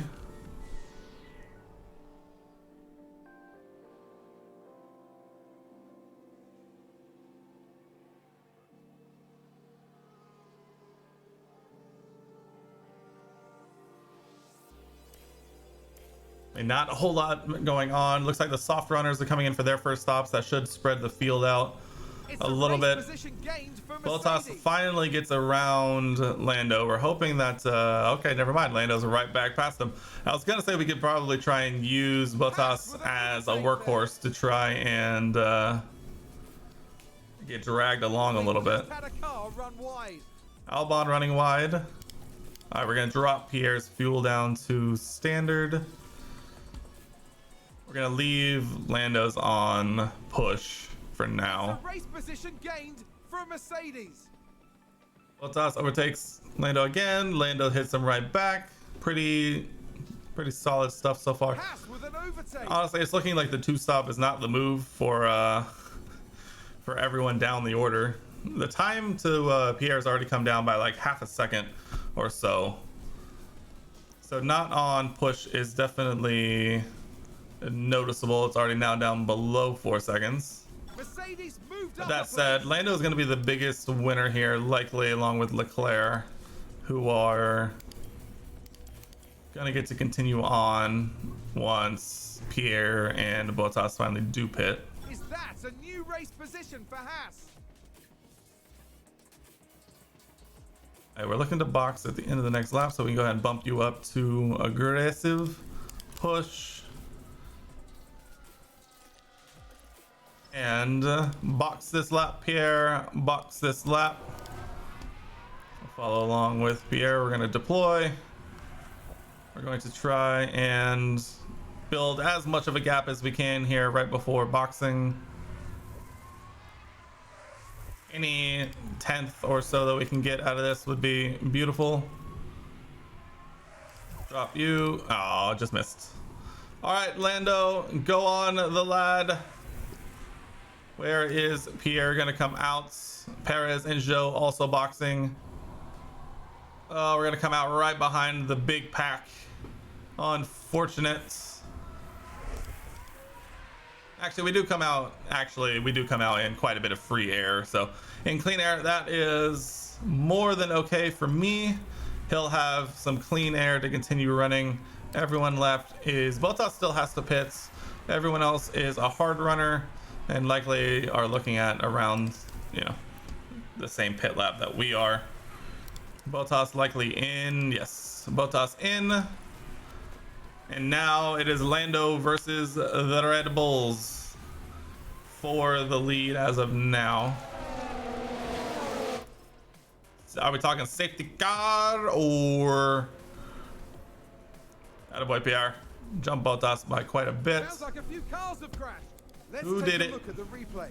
Who Now, we done see it? the Williams Uh-oh, here. not the Williams. Oh, yeah. Attack there. Oh, Oh, yeah. Yuki. Uh-oh, Yuki. Oof. The problem was if there was a safety car there, I don't know what we would have done. We would box for mediums and then try and go to softs at the end, likely. I feel like that just makes the most sense. As a new fastest lap, Pierre and Gasly. Love to see it. Let's see. The first group is still pretty well together. The next car is a Russell. And then Doohan up into the top 6. Love to see it. And then Pierre is kind of running in his own pocket, but that's honestly kind of exactly where we want him to be. He's running, I mean, he's running all over a second faster than Ocon and is running faster than the leaders by far. Leclerc runs a 1:17.6. Pierre this lap runs a 1:17.5. So he's still running faster. Leclerc now ahead of Lando, but again, not the end of the world. It looks like we have the strategy advantage over Red Bull today, as they are both on the hard, either hard to medium or hard to soft one stop. They're actually probably on the hard to soft. So realistically, we could hopefully be on for a good result here. Realistically, we should, unless there's a safety car. If there's a safety car right now, everyone would put on a set of mediums and try and make it to the end, which would be bad. There's enough gaps here that I think we should be able to box into some free space and get some clean air and hopefully take away the advantage of Lando. Definitely should be able to, since he is going to be on the medium as to the old hards of everyone else. Actually, don't push fuel. Let's deploy and see if we can create a bit of separation from the Red Bulls at all. Or if they're just gonna stick around this long. We may also be able to steal fastest lap back depending on how this is going. It is purple first sector. Things you love to see. We have broken DRS to Leclerc behind. Purple second sector, so this is going to be a fastest lap. Love to see that, Lando. Love to see that. Should see it pop right there. Beauty. All right, Pierre has caught up to the DRS train of Doohan. Realistically, we should hop over here and try and see if we can help Pierre wiggle his way past these guys. Honestly, we might charge his ERS for a lap and see if we can just get just survive as long as we can.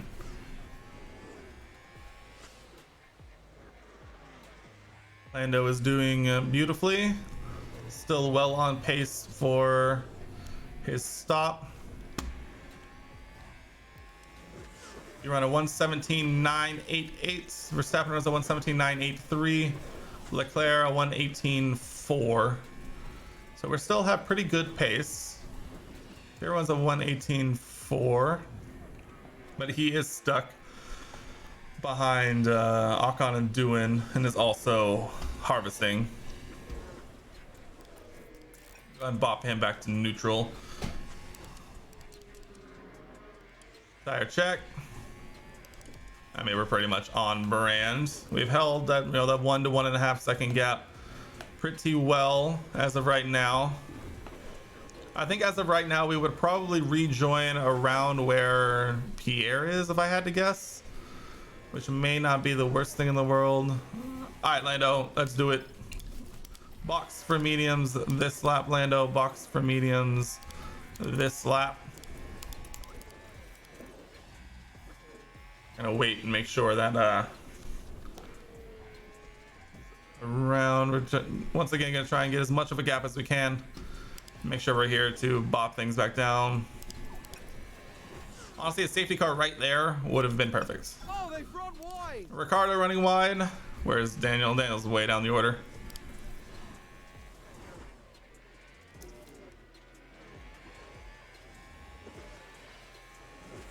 Oh, come on, Pierre. Get your nose in there. Get your nose in. Yup.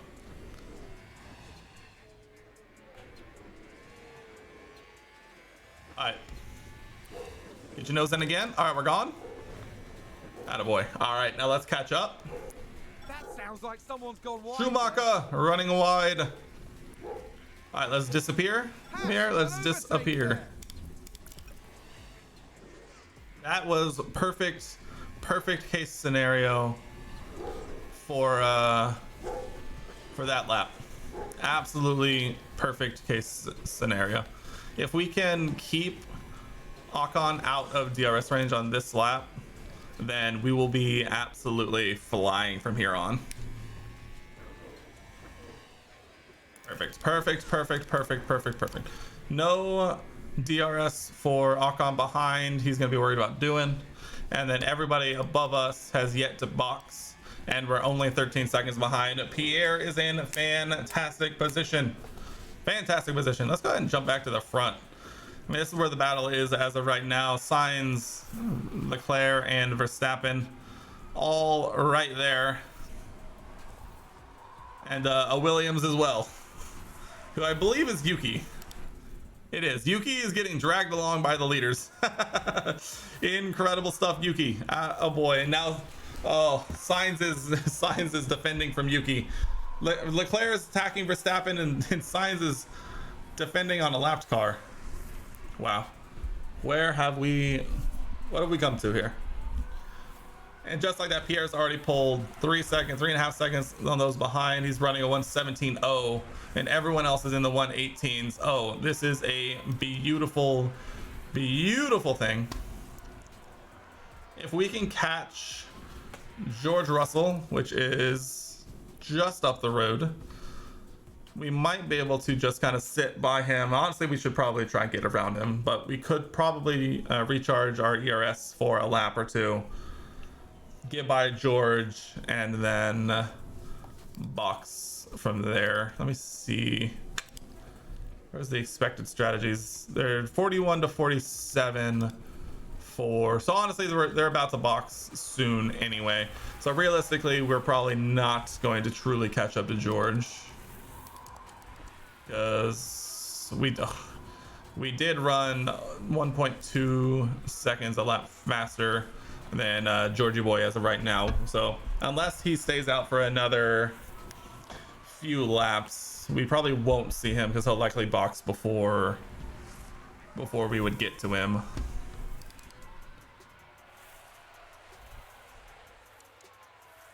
Lando, where are you? You are just in a train right now. You do have a handful of people who will be boxing soon, but realistically, you need to charge your ERS, not fall off too much, and should be all right. Pierre is having just the race of his life, getting this much clear air to chase after George and the front runners, who likely will be boxing either this lap or the next lap, or maybe the lap after that. They're all on 43 to 46%. So realistically, we'll be seeing it relatively soon. Lap 41. All right, we would expect them to start boxing in the next couple of laps. We're gonna try and use our tires' natural pace over theirs to recharge a bit of ERS. Lando still right there. All right, once these guys start boxing and we're able to make it happen, we'll move over to Lando. Let's all good. I will be here. What was that? Who done it? Yellow. Albano crashing on turn 7. Not a safety car, which would have been absolutely worst case scenario for us a million D times over. All right, we have caught up to George Russell. We're charging our ERS. We will bump it back down to neutral. Realistically, we need to be getting by this guy ASAP, which we likely will do. Honestly, though, if he boxes this lap, then we'll get DRS off of him off the start finish straight, and then we'll be chilling. Not again. Not like this. Sainz crashing. Oh no! Did he hit someone? That's a crash. Multiple cars, I think. Who? Let's Oh, was take it a Yuki? closer look. Let's have another look. Science is the focus here. Oh And there's the no! Yuki collision. It's in caused absolute carnage. P20 locks up into the back of Carlos Sainz and sends him clattering into the gravel trap. Oh my, Ferrari fans in the bin. All right, Pierre, we've lost a lot of time. We need to another one? Who done? Oh, Stroll? Who was it? They've gone wide. Verstappen running wide. Uh-oh. Uh-oh, Verstappen fans. Verstappen in the pits. Verstappen in the pits.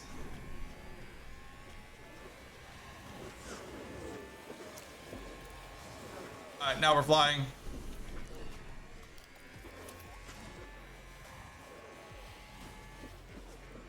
All right, we are still well in position to take advantage. Russell and Leclerc still need a box. Lando is 18-ish seconds behind, which is not exactly where we want to be, but at the same time, we're honestly just chilling.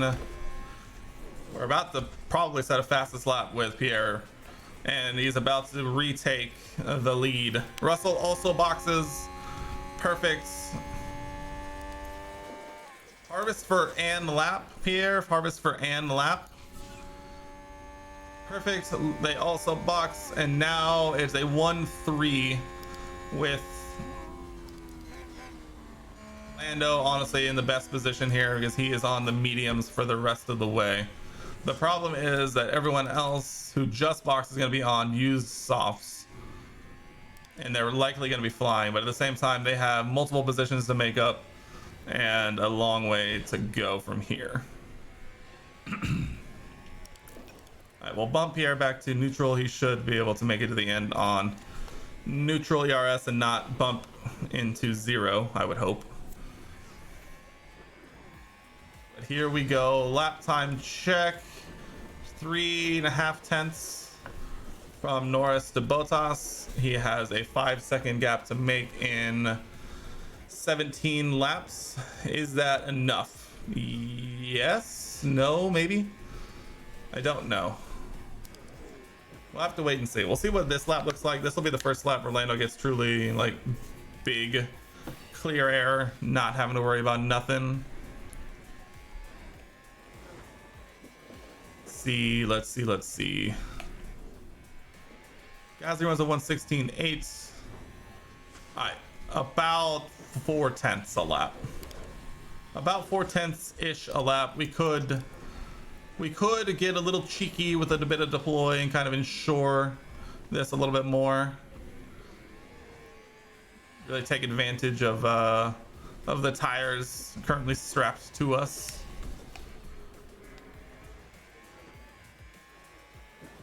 At this point, we definitely need to continue to build as much of a gap as we can. I think someone's run wide. Albano still running wide, not having a good time. Not having a good time whatsoever.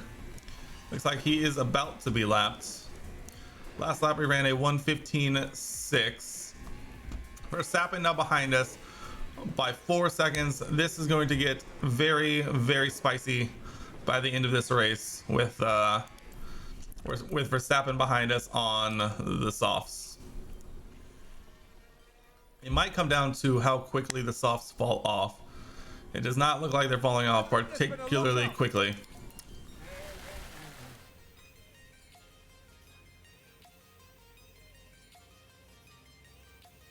Lando, you fool! And that's the lockup. Are you gonna like get back on the circuit or? Watch this. We're looking at Lando. Oh, Lando. Oh my. That's unfortunate. That's unfortunate to say the least. The good news is that Verstappen now has to make up a 6-second gap, but the problem is he's already back on the podium. Leclerc is in P5, and we have 13 laps to make up an 8-ish second gap to Leclerc. I'm pretty used mediums as well. Oh my. That's it's not what you want to see. It's not what you want to see at all. I mean, it could have been worse, but at the same time, like, could it have been? Although, another crash. Who done it this time? We've had a crash. Leclerc! Replay. Watch this. There's Leclerc. Uh-oh. Oh, huge lockup. Oh, no. All right, there's one free spot. I mean, we're right on Leclerc. He's going to have to box. So, honestly, all right, never mind. All right, that helps a little bit.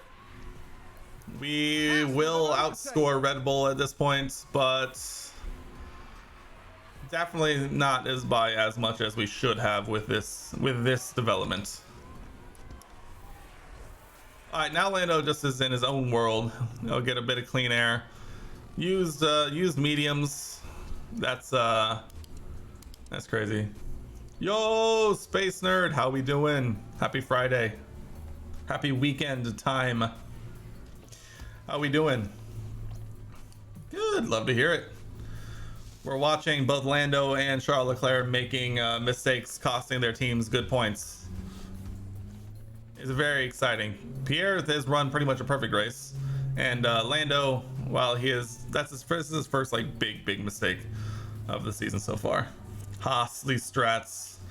We do love it. You know, we were probably gonna lose out to he was in P3. We were probably gonna lose the position to Max, who boxed for softs. But the softs would be coming out of turn about right now, so it's a whole thing. Oh, Sainz boxing up. That's another position for our lad. Love to see it. Verstappen's gonna get P2. Not enough time left to catch Pierre in P1, but Verstappen gonna get challenged by Bottas though. This battle actually might be worth watching. We'll watch the final lap of the Verstappen Bottas fights. Oop. This will be last lap. Gonna fly. Can Bottas defend? No. Alright, so it looks like Max is gonna get P2 here. What a great result for McLaren, by the way. Perez and Mick in P4 and 5 respectively. In your current save, Bottas is at Williams. Yeah, I've seen that happen a few times. This matchup with Williams has been the same for a little bit. I can't remember who was at Williams before. Bottas left. Alpha wins. He locked up again. Just drive, please, for the love of God, just drive. Verstappen got P2. Oh my God. Attaboy, Pierre. So let's check the flags. That's a win for Pierre. That's a P6 for Lando, which probably should have been a P3 or 4 at worst. I don't understand. I don't know. I guess to be fair to him, there's been a lot of mistakes in this race, but that was quite uncharacteristic from the lad. He did, I don't know. But nonetheless, Well, this weekend, Pierre. Yo, Space Star, thank you for the follow, man. I appreciate you. To be fair, it's only his, what, 4th race in the Haas car. We just picked him up to pair with Pierre. this podium is a Pair with remarkable Pierre. achievement for the whole But team. I don't know. That's a win for the Gas Man. What a crazy race. Lando ends up dropping 4 spots. Max makes a crazy comeback. It helps a lot and it's free, so why not? I totally agree. I follow a lot of people like that. Let's see. Pierre makes up 10 points to Max's 6. Pierre overtakes Lando in the Drivers' Championship. But we're now max poles ahead of Lando and Pierre by 4 points. Gonna go crazy. Let's see this elsewhere. Mick made up 4 spots. Good for him. Checo up 2 spots. Max up 3. Antonio making up 6 spots, finishing in the points. And Zhou Guanyu, double points finish for Alfa Romeo. A no points finish for Ferrari. Danny Rick had a bit of a stumble. Jack doing P12 in that Williams. Bottas dragging that Merc. Esteban Ocon in the bin. Sainz and Leclerc, Ferrari and Red Bull respectively, just in the bin. Zane Maloney with probably his best finish of the season so far. Yuki had an absolute nightmare scenario where he locked up into the back of Carlos though, so maybe not too big of a thing against Ferrari on that one. We put in a good chunk of change into Red Bull. Up now, what is that, 16 points. We're nearing over a 1 full race weekend's gap to everyone else. I'm hoping that the Drivers' Championship will be more competitive than the Constructors, because so far the Constructors is all Haas all the time, but the Drivers is a little more up in the air. But negative 350k, but again, you can't see it. It's right here. 5.5k in the bank. We had looks like one of our sponsor incentives, a lot of its sponsor incentives come through, so good chunk of change in the bank as we head now to Miami. The Italian changing into the guard is in process. True. I was surprised to see Giovinazzi get a seat this season. It's fascinating to see. We are going to get the start of the next ATR period. Love that. Winning Constructors is so easy in season 2 for Alfa. You won by 300 points. Yeah, last season. So we have the really bad points, the old point system, and so we won last season. What was it? It was like far and away, like in the bag, really early. Realistically, the only reason it took, so this is season 5, the only reason it took me until season 4 to win was that I took it pretty slow. I kept Mick and Kevin for the first 2 seasons before we dropped Kevin for Pierre, and then after the last season Pierre won the Drivers, Haas won the Constructors, and then we dropped Mick for Lando because we wanted to see a more of a battle in the same car. So, and that's kind of what we've gotten so far. So honestly, seeing how easy it can be to win the Constructors and Drivers like so quickly, I feel like I don't know, I don't say this, I feel like I've heard a lot of people of like dropping the game really early because they like won the championships and like they felt like that was kind of it. I feel like my tact of like taking it slightly more realistically and like playing it over the long term, like we're deep into season 5 at this point, we just won 1 championship each, kind of makes the replayability a little more realistic. You're on track to getting Nico Cario World Drivers Championship. He's the worst hireable driver in the game. See, that's the kind of stuff that I want to do next. Like before the next game comes out, I want to try and do that like speed run, getting like the like worst driver you can find, or like getting Latifi a championship or Mick a championship or something like that. Hell, welcome in. You're playing as Haas 2. Let's go. You got Perez and Hamilton. Nice. That's a good one. That's a good pairing. We'd love to see that. Actually, I have to do the professionals. Miami now, round 5, coming off of a weirdly disappointing race from Lando Norris. Pierre Gasly walks to a victory. Lando locks up a couple of times down the stretch and just was a little poor all in all. But that said, he has 95 control and he's still doing that. That's kind of crazy. We are going to bump up your reactions, Lando. Lando's a 90 overall. Let's go. Perfect. I check this every time just in case because I always forget. Let's go with medium speed downforce. Hey, Sanelli's an 84 overall. Our staff is improving. Pit crew management because our pit stops are horrific. Pit crew 80 tire change. We're slowly, surely on our way. We will continue. Hamilton contract ends at the end of the year, but he won't take any years on a new contract. Yeah, I've seen that. I started another save where I tried to get him back to McLaren, but he wouldn't come, and then he just wouldn't accept it, and then he retired, and then that was that, unfortunately. You'll play more Haas next game because it looks so good. The Haas car I'm a big fan of. I am a big fan of the Haas car for this year. I wish they would have done more for the nose, but at the same time, that's just nitpicking at that point. Hill, I will answer that question in 2 seconds, but first I have some upgrades to put in. It is time. We've done an upgrade to everything else. We are back on our stuff, getting an underfloor that is going to be flying, to say the least. We'll do that. We'll keep everything balanced. Our car is good, but it could be better, It just could. It could be better. And then we will also do we'll do another, let's do another front wing or rear wing. What tracks are coming up? We're actually coming up to Monaco is coming up pretty quickly. Maybe we do, when is Monaco?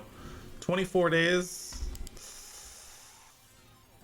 Don't know if it's going to be done. Oh, it's not going to be done in time. Okay, what's after? Azerbaijan, Canada, British, Austria. Okay, rear wing. It's a rear wing. We need a rear wing. And I'm actually going to save a little bit of everything else. I'm going to focus on low speed because apparently the one fitted is the worst. Intense 2.3 milli. Out the door. We have a research going, so we can't finish our last one. We will continue on. Race preview. We'll come back to prep. Oh, before I forget, I think we had a side pods come in. Yes, sir. Everything else is on the car already. And we just did that. Cool. Race prep. This flying, speedrunning, qualifying position 2. And the top 4 is always easy. Finish position. I don't like doing fastest lap. Finish position streak should finish this one. Let's go to the Miami race weekend. All right, let me catch up here. What are the team driver stats? We'll get to that. I'm early in the season, so you're guessing that he'll announce his retirement for the season. Yes, probably. 2024. Yeah, yeah. I tried really hard to get him. He's real expensive. Yeah, that's crazy. After drivers are worth their weight in gold. You want to get your 30 overall driver to a World Drivers Championship? That sounds about right. Yes, he was getting podiums and a few wins, but now he's out of contract at the end of the year, so you think he's hanging the helmet up. Yeah, I haven't seen him last past a handful of years in any of the saves that I have, any of the versions I have been playing. Yes, he's also very expensive. Alonso lost his seat, so he's a free agent. That's not a bad. It's not a bad pickup though, from what I've seen. Break yourself again. I remember when the game first came out. I saw someone try and like do a challenge to get Latifi a win, and they took over Red Bull, like fired Max immediately. And seeing the fallout from that, from like the inter-team stuff, where the board basically went to like, we're about to fire you unless this goes well, was pretty funny. Perfect. No, I don't like practice. Vettel went to McLaren, but he's got 2 years, so I think he'll retire after that. I've seen Seb hang out a lot longer than I have Hamilton.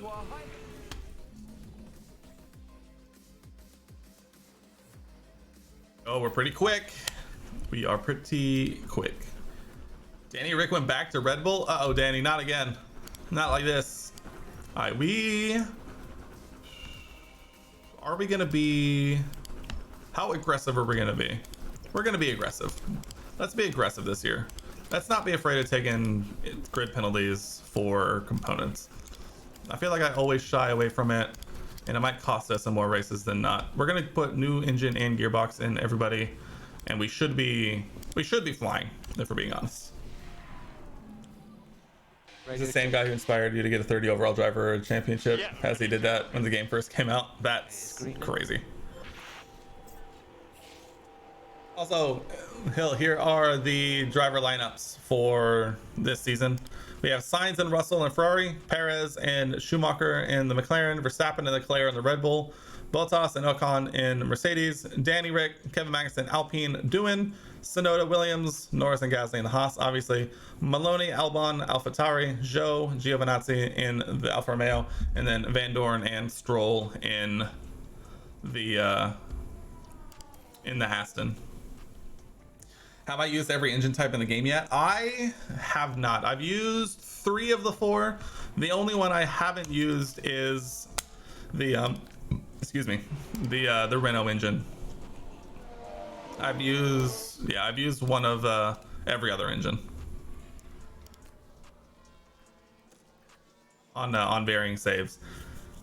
I've used the Ferrari engine and the Red Bull engine on this save, on the Haas save, and on a different personal save that I play in my free time. I have used the Merc engine. Yeah, Hamilton retired last season, I want to say. Norris banged in just a lap right there, by the way. Oh my god, 1 second on Bottas's head, crazy. The porpoising was probably pretty crazy. What was it? I think he ended up in the Aston Martin for like a year or 2, and then retired after that. So it was not a good time for him. So I'm not surprised he retired from this save. I'm not gonna lie. You're challenging yourself to use and win the championship with every single engine type in the game in the same save. That's not bad. I saw a mod where you can bring in massive spin. Oh god, not like this. No, thank you. Hard pass. Hey, yo, we are flying, by the way. Look at this. Look at this gap. 4/10 on 1 run. That's crazy. I've thought about trying to like figure out the modding and stuff for this game, because I've seen mods where you can change liveries and stuff, which sounds very interesting to me. But Mazepin World Drivers Championship Challenge? Oh no. Oh no, not like this. The checkered flag is now out. Sainz currently in danger. Likely it doesn't stay there, but where you at, Sainz? There you are. No, he's through. Easy. Yeah, he immediately jumps to P3. Bottas goes quicker. Wow. Not bad for a single run. It looks like we might actually get a nice clean race around Miami. We love that. We'll start Q2. Ready to check? This looks so dark. Yeah, confirm. Like it's not gonna rain, but it looks like it could. My least favorite. Danny Rick getting out nice and early. We'll send Lando. Excuse me. I've been talking a lot today, so my voice is kind of like shocked. Is Lando gonna get a clean banker lap? He'll likely get a pretty decently clean banker lap. Pierre is gonna run into some traffic. Hopefully it's on the back straight here. It is. Thank you. Lando puts 8/10 on Danny Rick's head. Nice. You find it so weird whenever people are like Leclerc versus Verstappen in a Haas. Yeah, I mean, to be fair, Haas is goated now. Like, why not? They like money, don't they? In my save, they would pray to come to Haas, because we have the best car by far. Miami party is on fire here. Let's go. We're heading to my wife and I really considered trying to go to the Miami Grand Prix this year, but the problem is that tickets are so expensive. But her parents live in Miami, and so we were like, we could just save money by staying with them. But at the same time, like it was just too expensive. I would love to go though, like actually.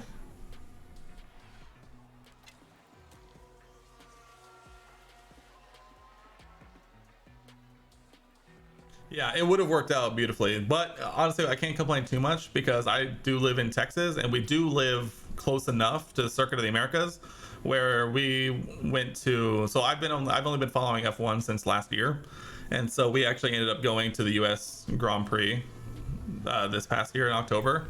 It was as our first F1 race in person. We chose a good one. Russell out. Ferrari in the mud.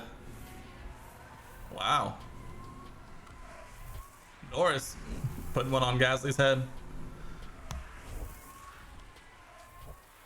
So, speak of the devil of Miami, I didn't really follow it too much.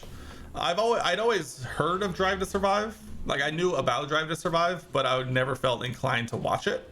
And so it was entirely just the fact that it was the first Miami Grand Prix ever. And so like a lot of like news outlets here were talking about it. And so I realized like, oh, it's going to be on in the middle of the afternoon. Oh, I have the race. And so I literally just threw the race on because it was on and just had it on in the background.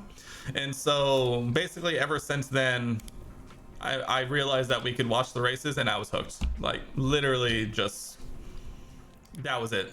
Like nothing else. Literally just put on a race, realized this was great. I skipped, we did skip Spain, came back in from Monaco because Monaco, and then from there I didn't miss a race. It was all very natural. And then after I started watching, then I went back and watched all the Drive to Survive and kind of did it that way. So I'm not a Drive to Survive. I'm not a Drive to Survive baby, but I am a new one. I'm a new fan. Which not that goes any one way or another. You've been talking to your wife about going to Miami. She told me that you can go for 3 days to the track and she's gonna chill at the beach and join for race day. Honestly, that's not a bad strat. That's not a bad strat. So we're going to the US Grand Prix again this year. But so last year we just bought race tickets because we bought them super late. And so we just bought tickets for the race, but this year we bought 3-day tickets. And it was kind of a lot of the same conversation of like, do we really, because we're going to save money, just drive up every day. But it's the same thing of like, you know, just going up to watch practice kind of thing. Practice. I'm honestly super psyched to see qualifying in person for the first time. Because qualifying is always like, I've always loved qualifying just in general. Kevin Magnussen P2, by the way. Kevin Magnussen P2. And so we're really excited. And then we also bought tickets for Vegas because I need to be in Vegas for this race. Just in general, you know, like I don't even know if it's gonna be a good race. We're not gonna be able to see like hardly anything at all, but we decided that we just need to be there for it. I just need to be there because it's gonna be weird, and I just want to be there to experience the weird. That's it, literally. And so we're going to 2 out of the 3 US races next season, and we cannot wait. Also, I just love Vegas, so any excuse to go to Vegas and get to see an F1 race, like, sign me up. I'm in. Lando goes, oh, it was purple until Pierre got there. Who is gonna do it? They're already, I mean, they're well into the lap at this point. Purple sectors, one each. It's all about who's gonna put in the best final sector. Oh, this is getting spicy. This is getting spicy. Lando is gonna cross first. Is he gonna do it? Is he gonna put it on pole? He puts it on pole. Pierre takes it right back by 100th. Oh, this is what we love to see. This is the stuff. This is the stuff we wanted. This is why we got rid of Mick. I love Mick. We're gonna bring him back. Shh, don't tell anybody. We're gonna bring him back eventually. This is what I wanted to see. I wanted to see 2 drivers in the same car duking it out, throwing haymakers left and right. We're getting it. Let's go. You used to watch F1 since you were a kid in the early 2000s, then dropped it during university and got back into it since 2018 or so. That's not bad. I feel like that happens a lot with sports and stuff. Mick and David Schumacher lineup in the future, maybe. Ooh, never know. All Schumacher lineup. You know, I upload these to YouTube as well, and I'm going to continue to do it. And so eventually it might hit a point where I just start speed running seasons just to see just the absolute craziness that happens in like 10 years and start doing that. And it might literally be something like that. All right, let's see here. It says a 2-stop is faster, which I believe I might do. Lando did pretty good on the hards last time. I might do that. And then for Pierre, let's see here. Can we make a medium soft work? We do have an extra set of softs.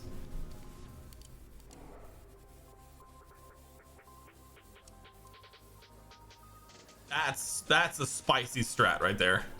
That is a spicy strat. We're gonna go for it.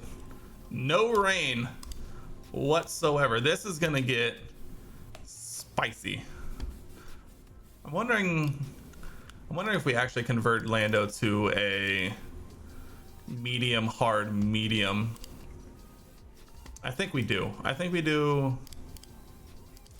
Yeah, I think we do a medium hard medium so we can start on a faster tire and then also end.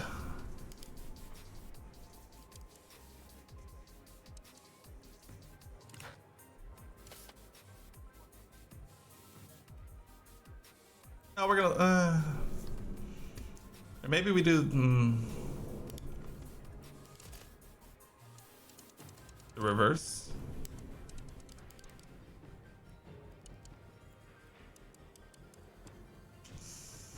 I don't know, man. I don't know. I don't want to. I want to do a medium. I want to do a medium hard medium. I want to do a medium hard medium.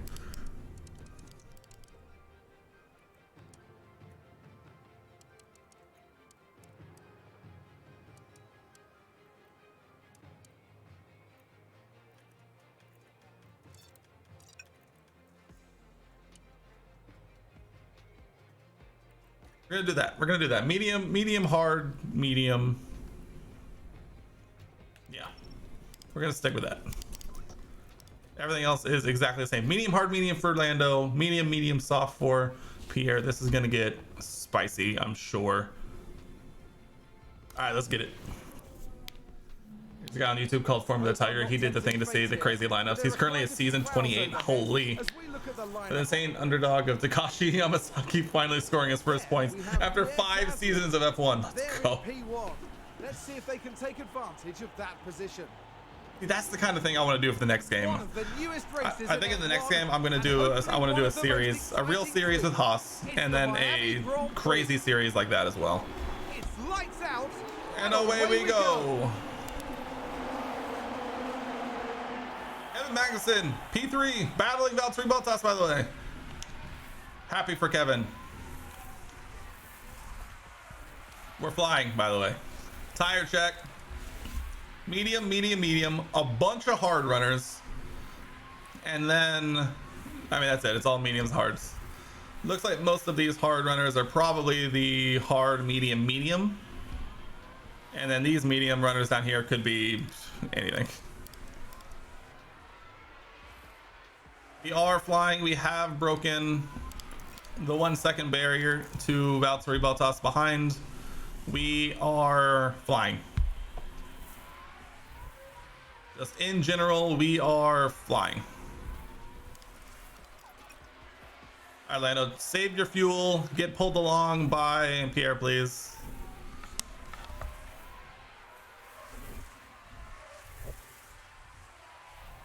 Also important notes for this save that I will reiterate at this point. It hasn't really come up much. We are doing no team orders on this save. If it happens, it happens.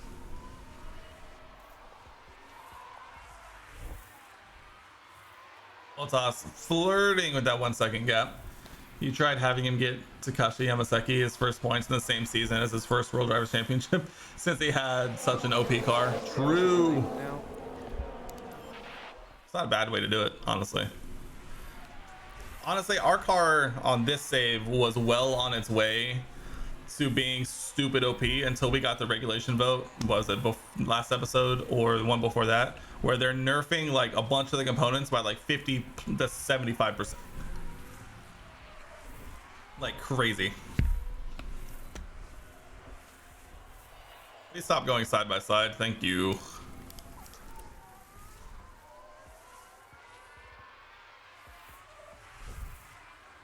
So you're only gonna research. So I've heard people talking about how researching basically like does nothing. You're always much better off just continuing to develop the car and not research. Is that true? Because I always usually do research, but at the same time, like, it does nothing initially, I see. At what point does it become beneficial to research over just develop the car? I mean, to be fair, last season we did the most of the research just because we locked up the constructors and drivers championships so early that I just started dumping everything into research. Once you make parts that applies its boost, I see. Oh, okay, so that's why it's probably more beneficial in the later parts of the season after you've done some developing. You're able to use the boosts and stuff and get it even higher. That's, oh wait, no, I see what you're saying. I get it. So that's why, oh, I see. So yeah, it probably is worth, so you'll get some trash parts and then shoot up to first and then, yeah, I see. I gotcha. I understand what you're saying. I'm picking up what you're putting down, Chief. I gotcha. So yeah, so researching at the end of the season will only benefit for the next season after you design the initial first. I gotcha. Okay, that makes way more sense because I never actually like took the time to figure out and research exactly what the difference between like just researching and developing is. But that makes total sense, honestly. Yeah, I found the technical regulation change that basically just nerfs every car into the dust, where it's like, I think they voted through the chassis one, so like chassis gets demoted by like 65%, the front wing is like 55%, rear wing is like 50 something percent, and there's another one that's like 60%. It's crazy. So basically next season it's going to be a big return to normal. But I will say, besides like these small gaps that develop at this season specifically so far, every car has been able to like follow fairly closely. Like there hasn't been very many instances in which like everyone is so spread out throughout the circuit. That's I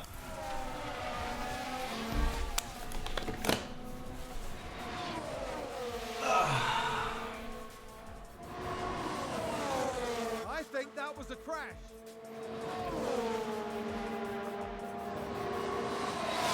It's a race position gained for Mercedes.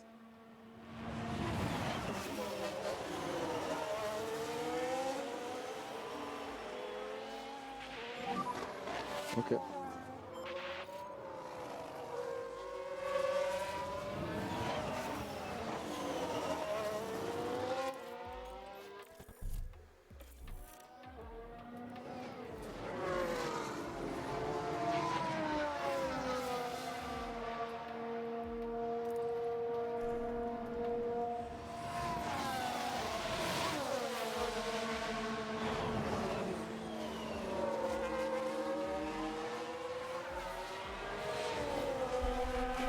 I have no words. The gap from P1 to P20 right now is 26 seconds. 28 seconds. 29 seconds.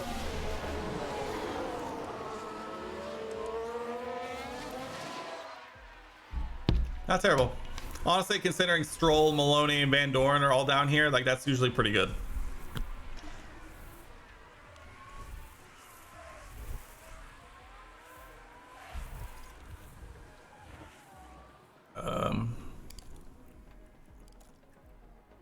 Your stuff get destroyed?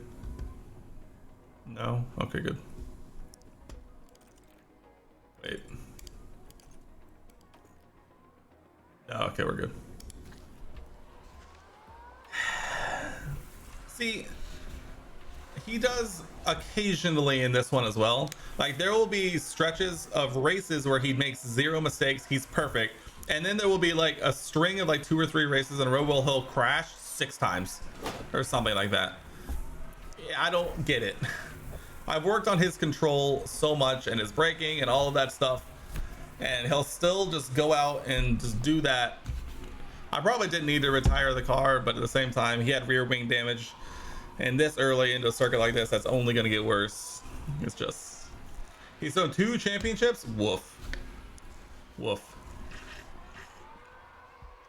I remember in season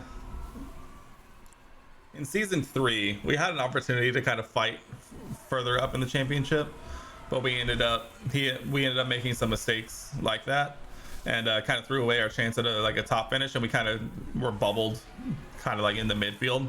And so I remember I literally dumped so much into research because we were so far away from, like, we couldn't throw the next position in the championship, but we couldn't catch whoever was ahead of us just from like various mistakes like this. Ugh, that's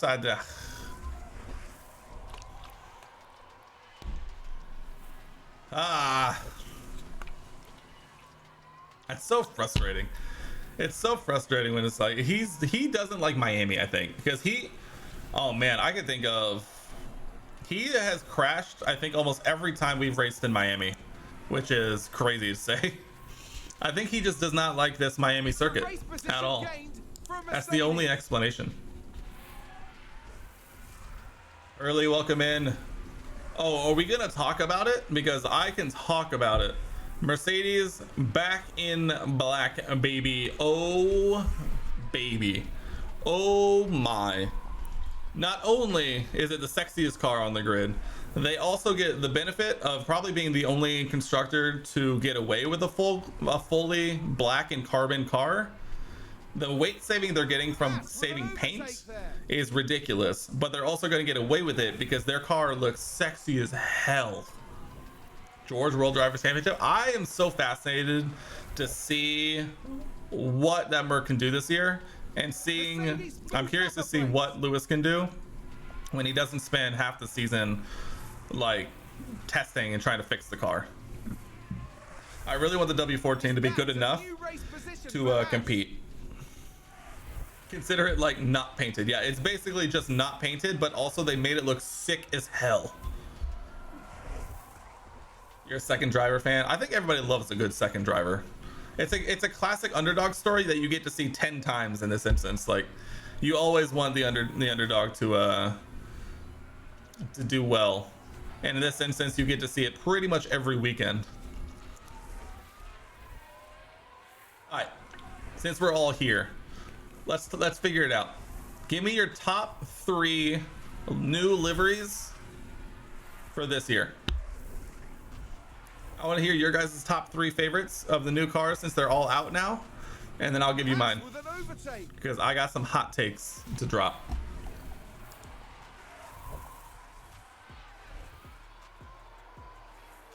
Last few years before F122, you used Merc because you liked the Mercedes look. I get that. I do like the Mercedes. Honestly, the silver wasn't bad, but man, black just looks mean. 1 Merc, 2 Haas, 3 Alfa Romeo. Dude, I tell you what, Alfa Romeo came to play this year. I mean, yeah, Merc has to be an easy top of the list. Easy top of the list.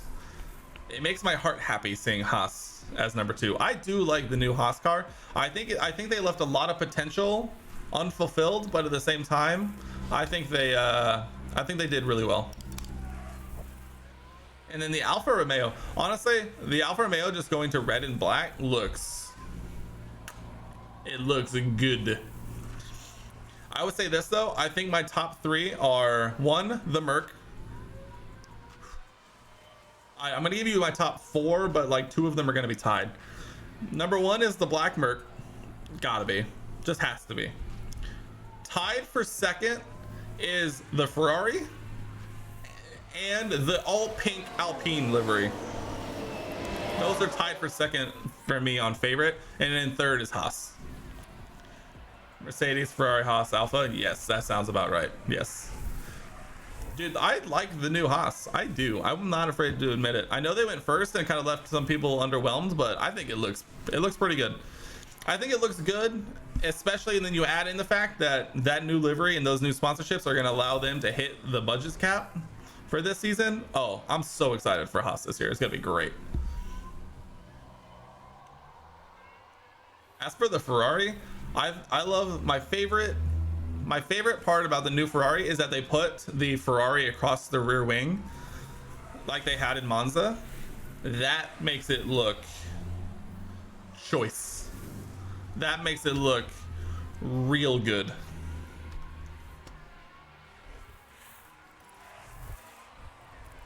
Oh, who done it? Who is it?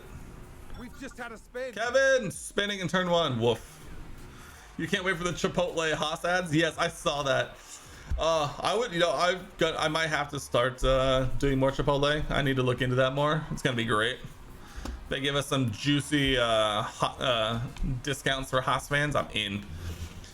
We have a burrito spot that we're close to that's like our favorite that we definitely wouldn't cheat on with Chipotle much, but if they do something fun with Haas, I'm all in. All right, Lando, box this lap, please. Box this lap. Ross, it was hard to screw up after shitty collab with Russell. Yeah, I mean, true. You know, you're not wrong. I think as much I fully admit that I'm a Mick Schumacher fanboy, like to the death. But at the same time, I also fully understand why they went for someone like Nico Hülkenberg. Because I think Haas is entirely capable this season with Hülkenberg to be a solid midfield team, and I for one I'm here for it. Can't wait for the K-Mag wrap, dude. I'm in, dude. I'm so in. You got me. I'm in. All right, where is Lando gonna come out at? Because there is a large train of pretty much the rest of the top 10. But I mean, it's gonna be after everyone got it. Cool. Maybe ahead of K-Mag. Let's go ahead of K-Mag. What are we running ahead? Mediums? I mean, they're likely boxing soon. The hard runners still got a little longer to go. Finally, who understands why they went for Hulk? Yeah, see, I think people were the most angry, not because they chose Hülkenberg, but because they like the potential of Mick more. The problem with Haas giving a drive to someone like Mick is that Mick needs the time and resources to develop, where Haas need the consistency and skills necessary to score consistent points and finish in like the bottom to mid of the midfield. And so I think people were more, at least for me also, I think I was more upset at how they went about it more than the fact that they did it, you know? Like,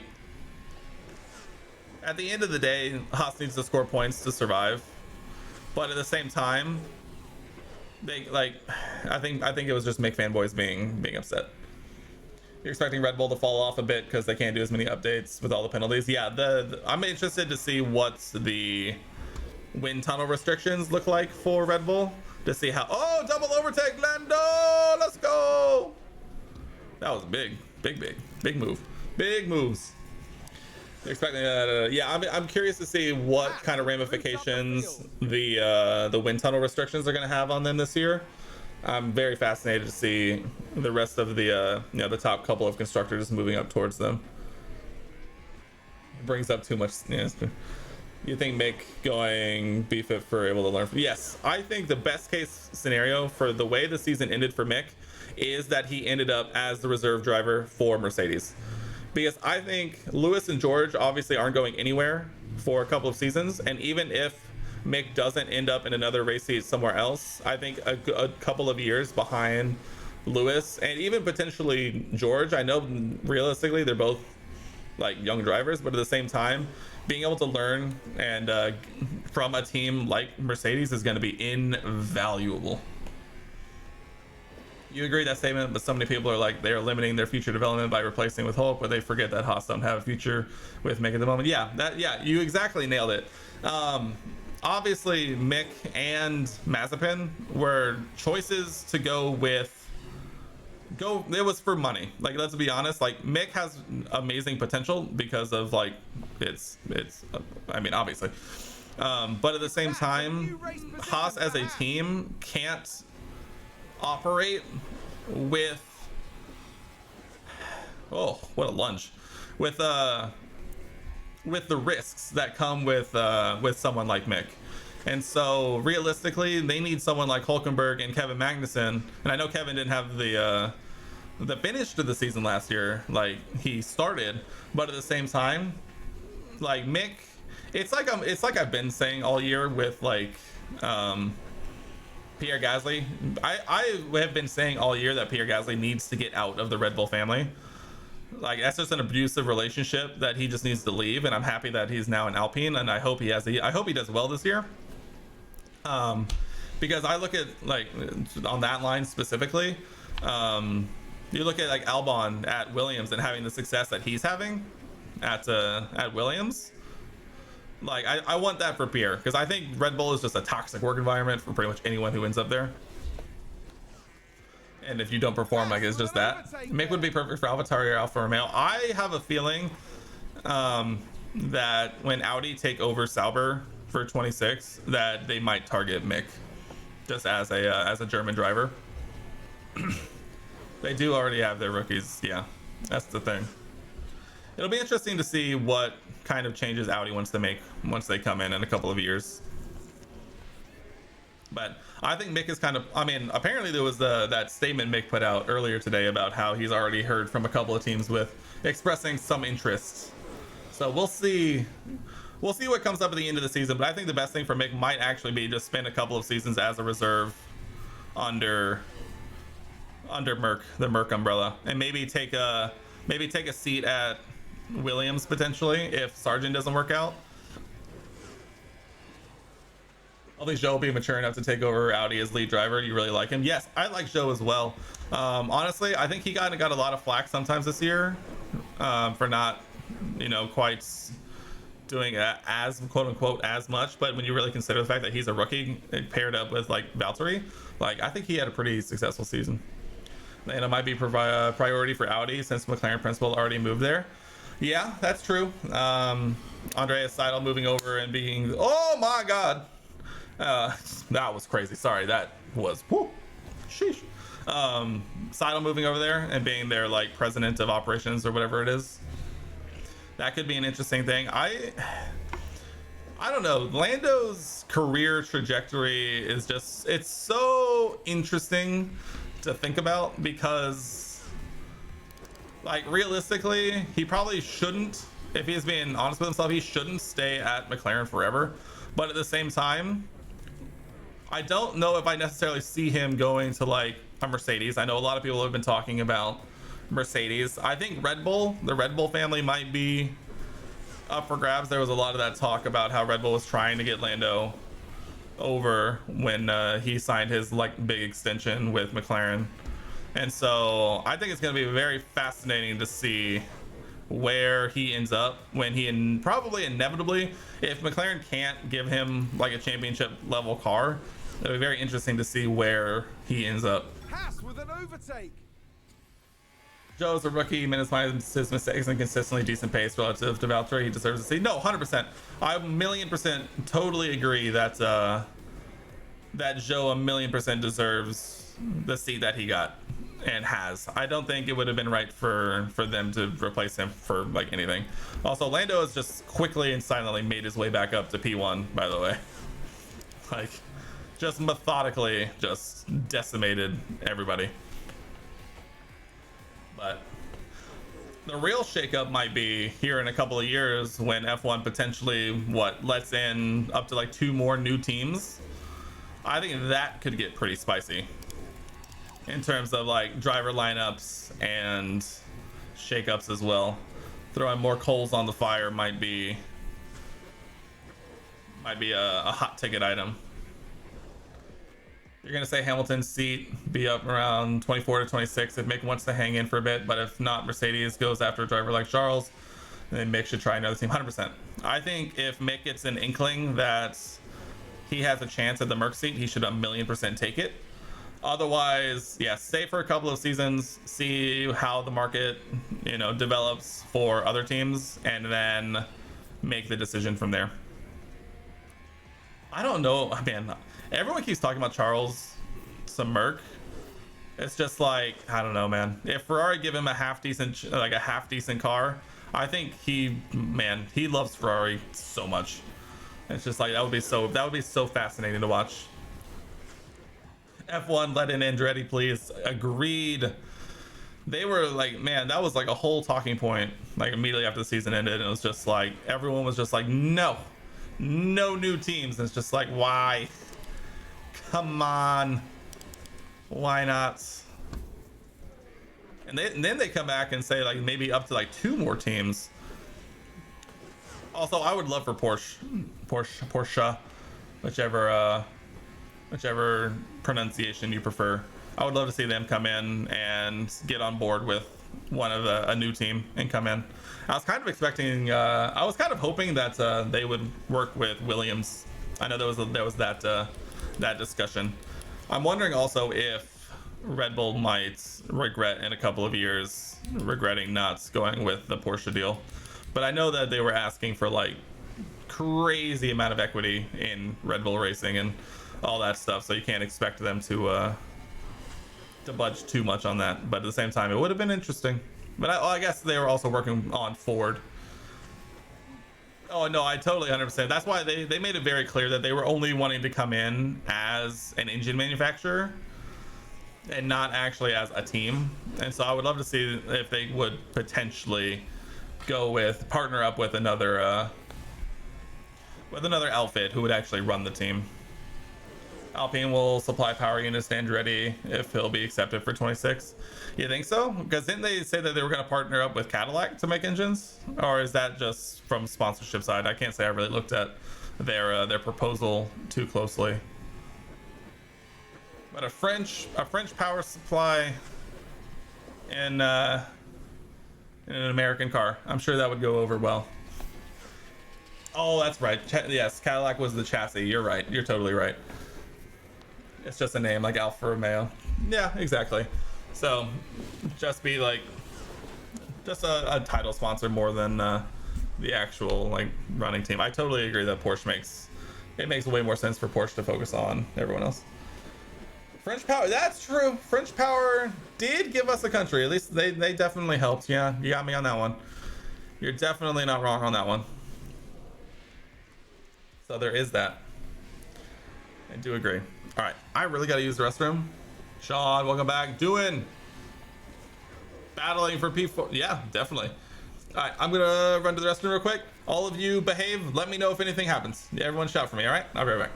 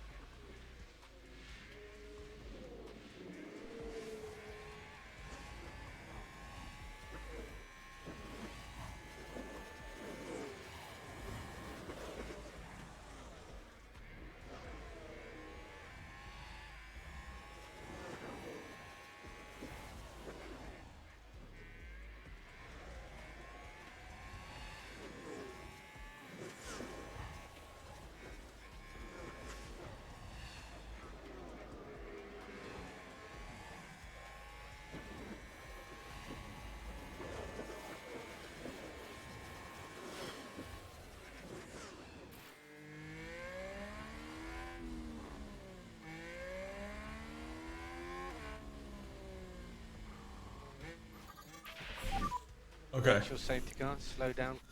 Yeah. I literally sat down, went to take a sip of water, and a VSC started. Where are we at? Sounds like there's been contact. I mean, there's no way, right? There's no way we can't box yet. Not under a VSC. No, I can't. Can't justify. I heard someone was clamoring for a do-in perspective. Also, I definitely didn't watch it because I wasn't paying attention. Dude, don't take this podium cutscene away from me. We only heard one team interested in coming in. That would be an engine team, and I think it was Audi or Porsche, but that was back in December.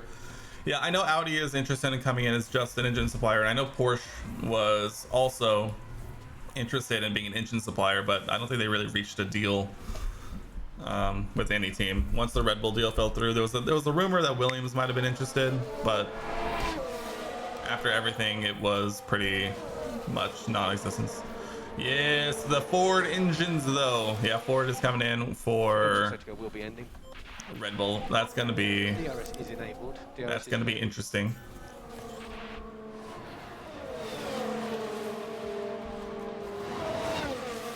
All right, both Haas, relax, Chief, relax. Porsche wants to be not only power unit supplier, they'd want to have control of the team. You think so? I thought they were, when they were making their deal with Red Bull, they were only wanting to be the power unit supplier for Red Bull. I know they then asked for like 50% of the team, but at the same time, I feel like I remember that. I could be wrong. I could be entirely wrong if we're being honest. Honestly, the new regulations in 26 are causing a lot of they wanted 51-49. I thought they wanted 50. I thought they literally wanted 50-50. But I feel like I remember that. You heard it was Honda coming back to Red Bull. I remember there was talks of that. I know Honda. There was the rumor of Honda and McLaren, which would be super interesting. Honda coming back to McLaren. Ooh, imagine. They make so much money from this series, they don't want to invest so much. Yeah, exactly. That's why I always figured they would just be an engine supplier, or just run the team and not be an engine. I don't know. But they definitely make way more money from like endurance and other stuff. Yeah, I don't think they definitely don't need to get into F1.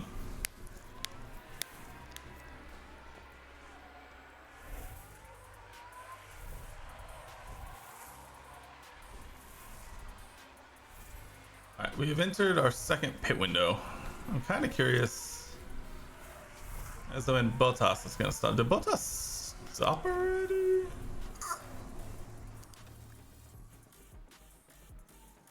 Say when they boxed in lap. They boxed onto the. They might be doing. He might be doing the one stop. Not gonna lie. Actually, he likely is doing the one stop. He's on 73% hards. He's probably doing the one stop. All right, battling Leclerc and Ocon for a podium spot. Crazy.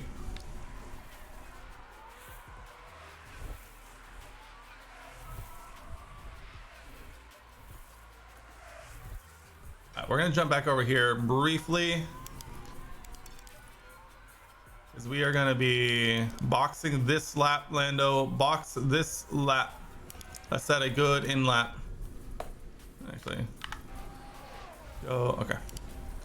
Box this lap, Lando, for mediums. A box for mediums. Let's fly. You can't stand Red Bull because the two higher ups at Red Bull. Yeah. Okay. Real talk. I'm so interested to see the Drive to Survive episodes that are covering like Toto versus Horner in this season, because I think it's going to be fiery and I cannot wait.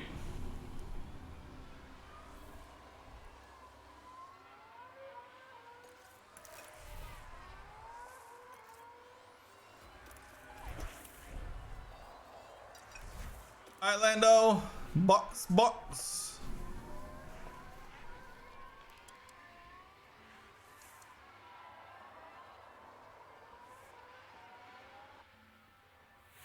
God, our stops are so slow. All right, we're gonna get out in the gap ahead of Verstappen.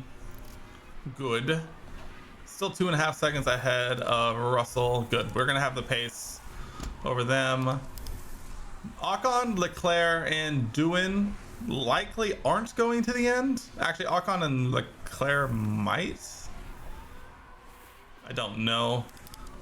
All I know is that we're gonna have to make up some ground nice and quick. I said though, we're not exactly that far behind.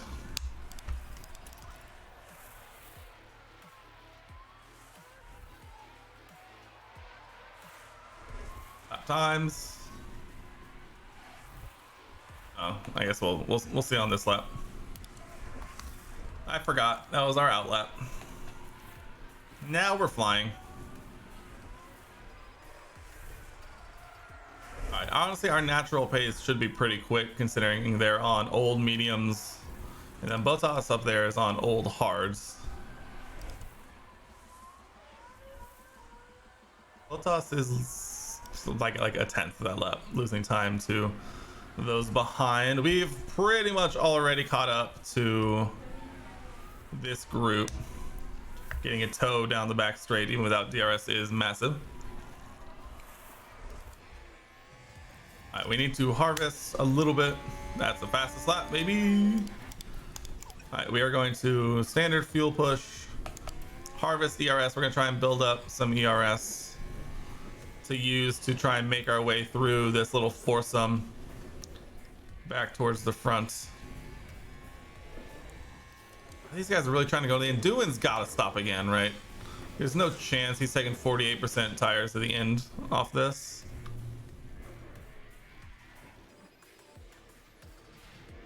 Like, his pace is gonna fall off a cliff here soon.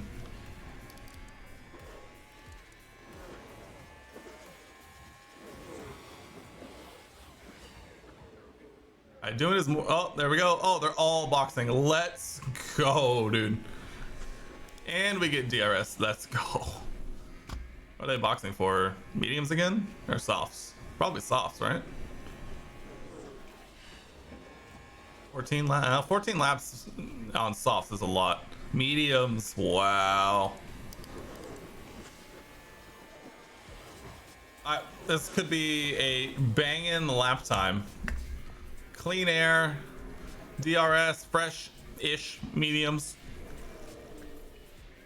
We should be flying. Where's Bottas? He's at the end of the straights. Going across right about now. Runs a 132.5. We run a 130.9. Oh my. Did they make F1 Manager to come out after F1 23 like last year? I would imagine so. I feel like they don't want to compete against the mainline F1 game. I would imagine, right? I think they also want to get an opportunity to tune. I'm assuming that they want a chance to tune the driver ratings as much as they can. And so the more data, the better. And so I would imagine that I'm imagining they would give people a chance to hit F1 23. Get that out of the system, and then when they want something a little different but still F1 related, bang, F1 Manager. You like the Manager series because you like the casual gameplay? 100%. Oh, excuse me. I love it also for literally that exact reason. I have been playing more F1 22 on stream specifically, mainly because you can't see it, but I have my wheel right here. I've been learning how to play on wheel and pedals more. And it's been super fun, but at the same time, this is a great way to just hang out, talk to chat, and just basically just get to watch F1 races all night. Mick in P4, let's go. He's got a long way to go to hit a podium, but Mick Schumacher in P4. See, we gave Mick the best thing, valuable experience and knowledge, and realistically way better experience than he would have gotten anywhere else. You don't have a wheel, so driving games are a pain. Yeah, see, when I bought F1 22 when it first came out, I started making a series for YouTube of my team, but I was playing on controller, and I just, man, it got old. It was definitely a pain, and so I waited until I got the wheel and pedals, and then kind of got far enough into this series to restart that series. And it's so much more fun. It's so much more intuitive, and a little more, just so much more engaging to play the mainline games on a wheel and pedals. But like every racing or driving game is so much better. You know, yoke for Flight Simulator, nice. You think about connecting it to F1 for F1, that would be, I'd watch that video. That sounds hilarious. Like, you need to hire and fire your drivers and staff if needed, depending on the team is. 100%. Totally understand. Yes, being in control of an F1 team is like the best part. Over on my Discord, I'm compiling a list of features that I want to see in F1 23. I want to make a video about it and see if we can catch any traction on any of these things. But like, I would love to see in F1 23 an expanded like team roles list of like an expanded like more like control into like mechanics, race engineers, like getting a little bit more of that kind of stuff, like all that stuff, just like an expanded list of roles, like doing co-op within the same team, like that kind of stuff. That'd be great. You connected a flight yoke to the F1 game and this is what happened. Exactly. Yeah, no, literally. I mean, is it clickbait? I mean, that's exactly what it is though. That's the thing. As long as you bang in a great thumbnail, man, that's a million views right there. Banging them out. I let ChatGPT play F1 Manager, and this is what happened. Banging. Million views right there. Easy money. Sometimes that's just how you got to YouTube, you know, unfortunately.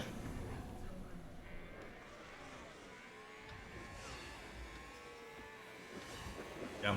Going back to the... You would love the ability to switch. Yes, that's another one I put on there pretty early on. Being able to switch teams. Being able... I honestly...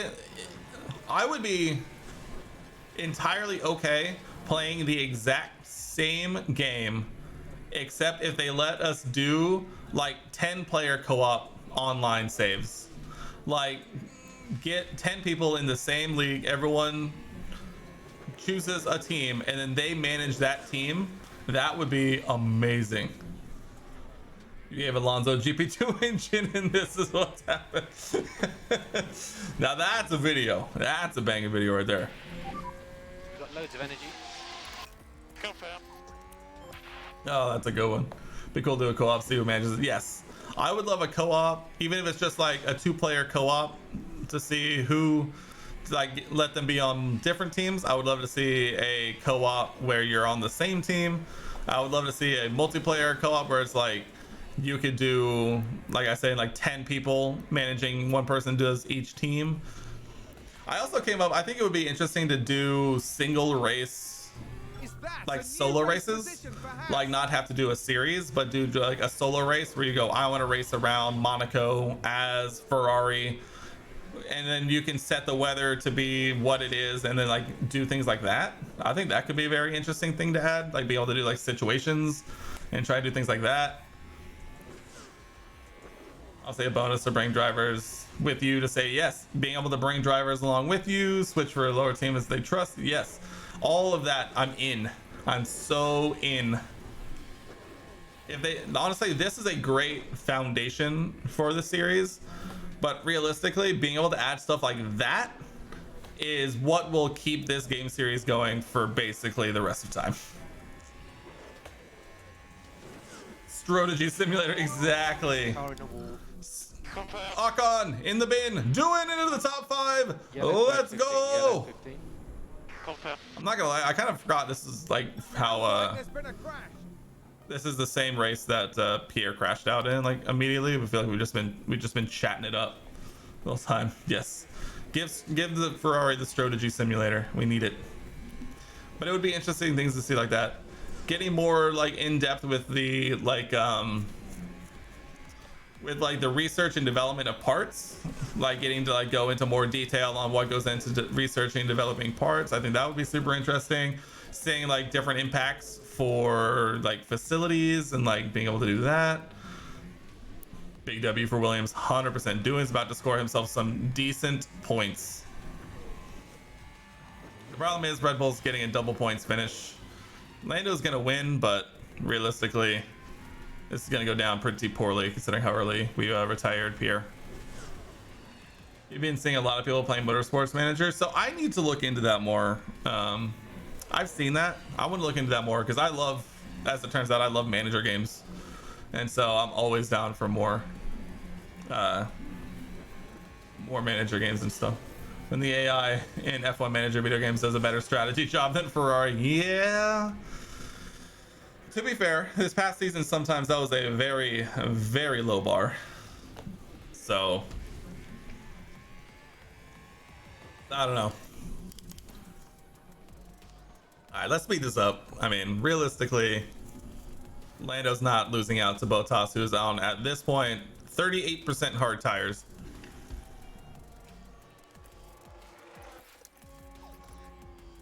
Just, I don't know, charge it up. Light tires, bring it home.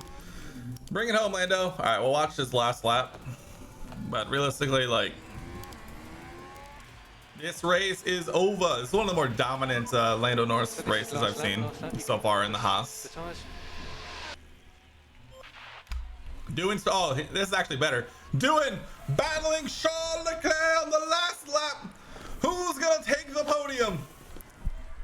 Is Doohan gonna ruin the podium celebration for everyone? Or will he stay behind the Red Bull? It's all gonna come down to this tire check. Leclerc has 6% better tires, but realistically they're about the same. DRS opening. Leclerc successfully defends. Oh, it's all gonna come down to this. It's all gonna come down to the back straight. Jack Doohan to put that Williams on the podium. DRS open. Charles Leclerc defends. He's not gonna make the move. Jack Doohan cannot make the move around the Red Bull, and Jack Doohan will come home and finish just off the podium. P4 for the Williams driver, ahead of, in real life, reigning dual world champion Max Verstappen. Wow, what a last lap battle. Doohan not enough pace out of that Williams down that back straight. Ooh, it was touch and go there for a minute, but he managed to pull it off. Lando won, by the way. We kind of missed that. The cutscene is saved.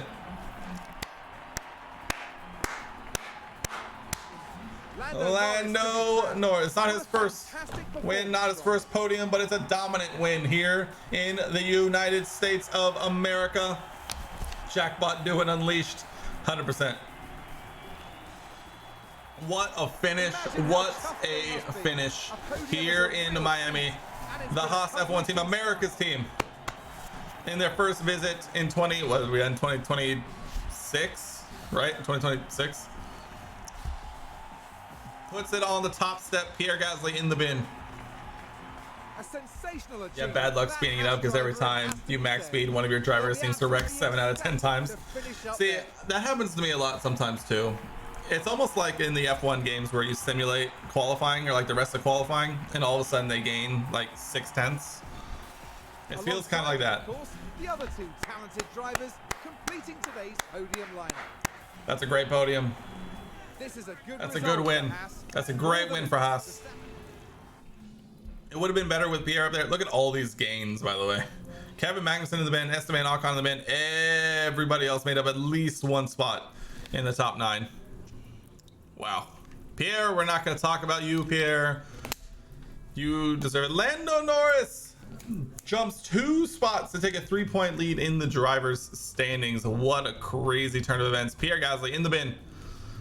Stuck on 22 points. Now falls 9 points behind his own teammate in the constructors. Haas now 20 points. 20 points clear of Red Bull.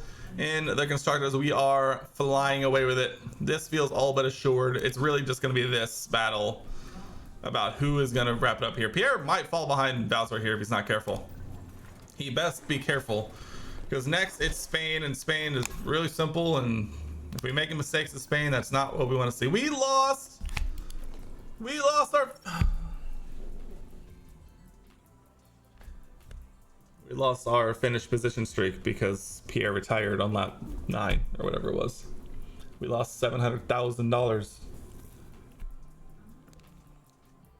In the bin, Pierre. You are on the list. 3.4 million still come in, but it could have been so much closer to 6 million. Ooh, that's frustrating. Ooh, that's frustrating. All right, I think. Oh man, it's late. I think I'm gonna do one more. We'll do Barcelona, and then I'm probably gonna go bed because it's been a long week. This has been so much fun though. But all right, let's do Spain. We'll wrap it up. We'll head to the weekend on a high note, hopefully. All right. Next up, we head to Barcelona, Catalunya in 11 days. Congratulations to Lando Norris on his win in Miami. For Pierre is in danger, both from us and himself, apparently. We will continue. Our chassis research is complete. Let's go ahead. We'll head back over. We have a design slot available. We did a rear wing. Let's do a front wing. We'll just dump pretty much the rest of everything in here for this. Show the rank on the grid. I mean, our car is just flying. I do want to get our brake cooling up. I had issues in season, the end of season 3 and the beginning of season 4, where if the brake cooling on our car wasn't as high as humanly possible, they would just lose it so often. Our suspension is low stock, not what we want to see. Oh, we just need one more. All right, fine. Rush it. It'll be here. Easy money. Continuing. It's not going to be a pretty quick turnaround. That chassis is Dunzo. Oh, it was suspension, not chassis. I'm dumb. I mean, realistically, it'll be all right. I mean, realistically, it'll be fine. $50,000, get that new suspension going just in case. But for now, we'll head to practice sessions. We'll do race prep. Hopefully, we'll try and make a little bit of that money back. Let's get a little bold. 2 in the top 3. It's really going to depend on if this one might hurt. We're gonna start a new position streak. 2 in the top 6. 5 times in a row. Should be pretty simple. Should be very simple. Any staff upgrade? I knew it. I had a feeling. Underfloor, pretty straightforward. Yep. Pit crew management, even better. Pit crew, it's on 82. Dude. It's gonna be great. We're gonna get to the end of the season. Tire changes is gonna be really close to 100, and then it's gonna tank. And then it's going to have to start all over. I'm rambling. To the race weekend. You raced in Spain yesterday on F1 22 and finished 3rd with your teammate winning the race. And Russell, nice. Nice. We love that. Spain, I like driving Spain on F1 22, mainly because it's a really flowy circuit. And as a new to the wheel and pedals thing, a flowy circuit is way nicer to drive than something like Monaco. 7.3 minus 330.8. All right. 8.5, 14, 7.3, 330, 80. All right, we also want to change these back. Perfect. You are already there. I just did you. You are the one I meant to do. Right, a rainy quali, by the way. Saw that. I know Monaco is next. You like the new layout without the sharp turn in it after the second DRS? Yes. Totally agree. The new layout is going to be fantastic. I know Monaco's next. We'll do Monaco on Monday. Monaco takes forever, and I've been talking so much today I can feel my voice starting to literally die. That just means you'll have to come back, Canada. It just means you'll have to come back. We'll be all right. We'll be here. Monaco will be next. Although I don't know when we're gonna do it. I'll probably do it on Monday, for being honest. Oh, he did. Oh, he busted up his gearbox. Oh, I hate you. Oh, I hate you so much. All right, so Pierre is going to be taking a lot more engine components than Lando this year. All right, quali, here we go. Ready to check? Copy. Green light, green light. Green light, green light. Waiting. Waiting. I don't like being first. What do you think about Monaco race? Should it stay or not, since it became not interesting as it was before? It's so... It's the... Monaco is a fascinating thought experiment with the current state of F1. As a race, it does not fit the current F1 cars. It does not. The race does not belong on the F1 calendar. The qualifying is goated. I am a firm believer in that. Monaco qualifying might be some of the most fun qualifying on the entire calendar, but at the same time, when we saw the Alonso train in full effect this past season, that's not fun. Nobody likes that. The fun part about Monaco is watching Ferrari consistently ruin Charles Leclerc's chance of winning or finishing on the podium in Monaco. That's the only reason to watch the race. I saw a proponent where it was basically like, take Monaco off the official championship roster, but you do just like a one-off specialty event in Monaco and still have the race. It's one of those things where it's like the drivers and teams are never going to want to take it off, because it's like it truly is like actually like the crown jewel of the F1 calendar, really. But at the same time, it's one of the more forgettable race weekends, like the race day weekends there is. Now, in terms of qualifying, it's must see. It's a must see TV. It's must see. I would love to go just for qualifying, but in terms of the actual race, it's pretty hit or miss. It takes forever, and there's not a whole lot going on probably outside like the first lap, and then the pit stops. Like you literally watch for turn one, and then you watch for like when the pit stops start happening. Like that's kind of it. Monaco easier to manage on F1 Manager than trying to drive it yourself. True. It's one of the few races where you kind of literally just sit it and forget it. Like actually, intermediates, fascinating. Like you literally just kind of set it and forget it. Is it gonna dry up at all? It's gonna be wet the whole time.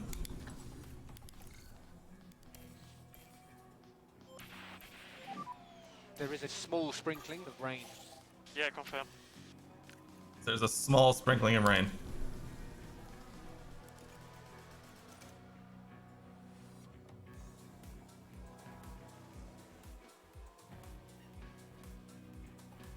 Endo goes pole.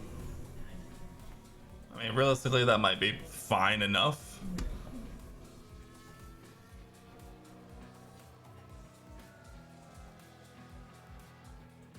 I mean, realistically, we might make it. I mean, I'm going to throw on a new set of inters anyway, but like, our pace is Danny Rick going fastest. That's pretty crazy. Danny Rick putting in a banger lap. Ocon getting out nice and early.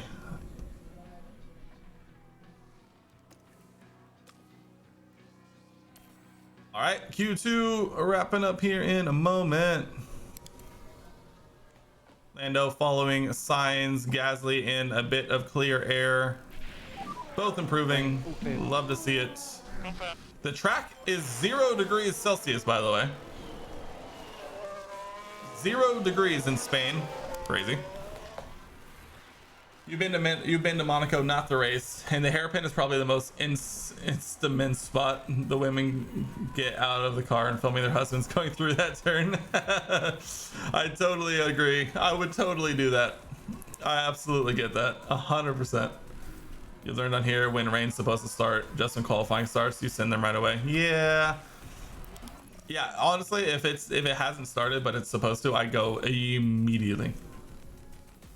Honestly, I want to go to Monaco just so I can also do that. Canada, to be fair. Totally understand. Totally worth it. Fastest. We're back to softs, baby. We have so many sets of softs we can use. I love it. Q3, here we go. Radio check. Radio check, okay. Is not going to rain at all.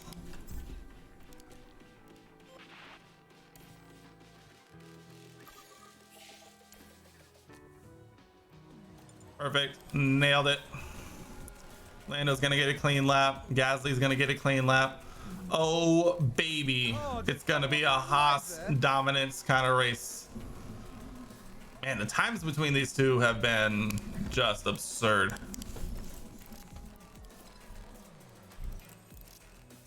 Alright. It's all gonna come down to this. We put almost 5 tenths into the Red Bulls on these laps, by the way.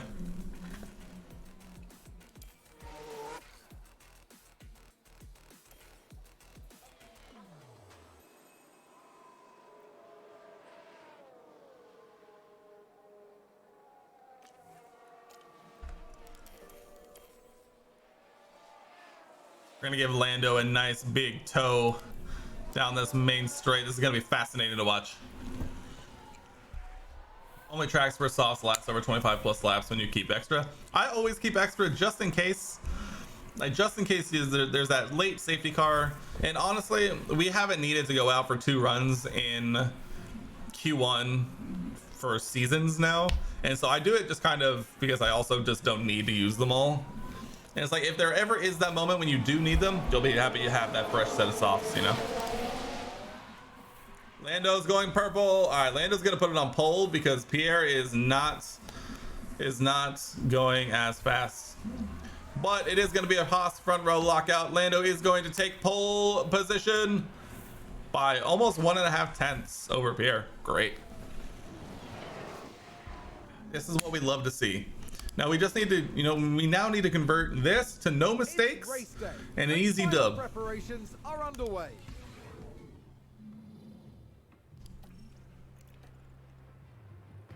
That oh dude, the medium soft is almost an instant cop. Instant. Is there a reason to start softs medium? Is that a strategy at all? Do we play with it? I know I normally don't like starting on the on softs, but if we go soft, medium, what's that look like?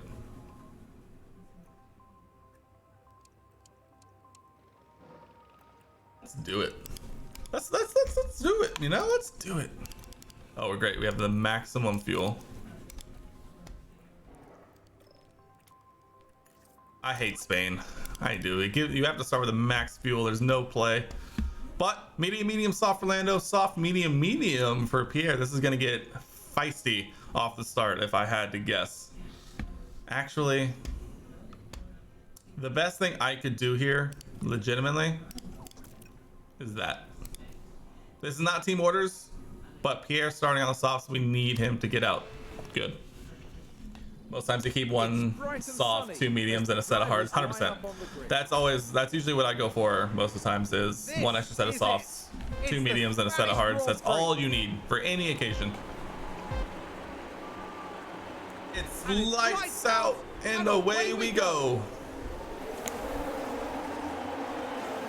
And we're off. the Spanish Grand Prix. Lando Norris off to a ripping start. Max Verstappen trying to get past Pierre Gasly. He doesn't let it happen. Pierre's going up into overtake. We're gonna see if we can sneak. We're gonna sneak Pierre by Lando on those soft.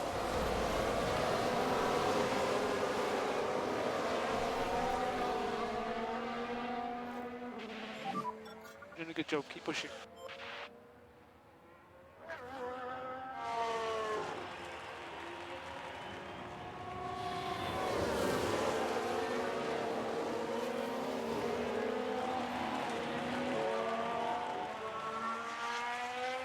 What the fuck is going on?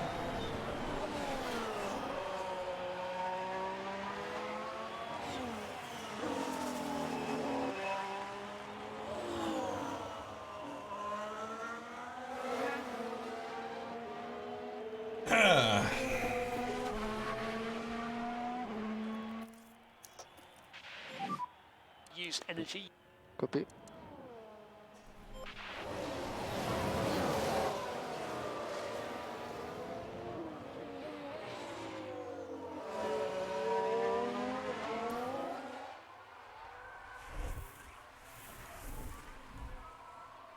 So, the only explanation I have is that Lando saw Pierre finish P20 in Miami and went, that looks fun. I want to do that now. I have no words. I have no words. I have 0 words.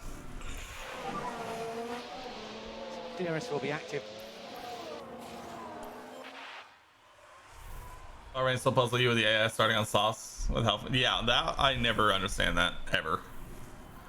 Sometimes it works out because they get so far ahead depending on the traffic, but at the same time it never works out.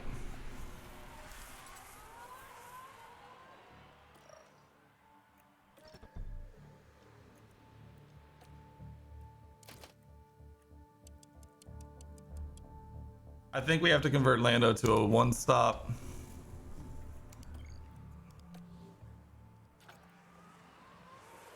The 2-stop is going to be too slow starting back here.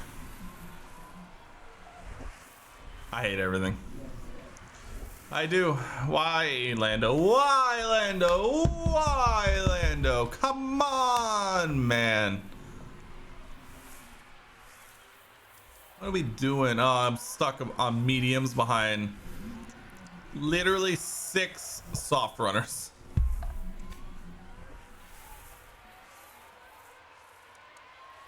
I don't understand. We'll watch this battle because it's really, I need to take a break from watching Lando. If he wants to get by, he can. The entire grid, by the way, the entire grid is a Haas sandwich. Danny Rick is in P2. Daniel Ricciardo's in P2, by the way. Everyone focus up. Daniel Ricciardo is in P2.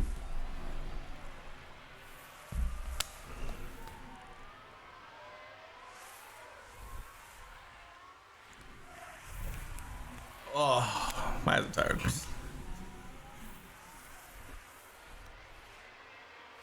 Nailed that grid. I tell you what though, this grid has been some of the most fun so far because these like top 10s have been crazy. I don't know what kind of developing these people are doing, but at the same time, I love it. This is great. Doohan's in the top 6 again. Daniel Ricciardo is fighting for P2 in an Alpine. There's a crash. Who did it? Leclerc! Leclerc in the bin! Get in the bin, LeBin. Let's have a look. He's feeling bad for Gasly, so he's like, let Gasly have it easy for a week. Apparently, he heard me talking smack about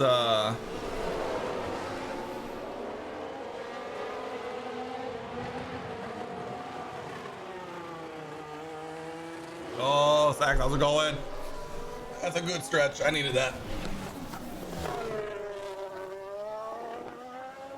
Oh, yeah. Hold on.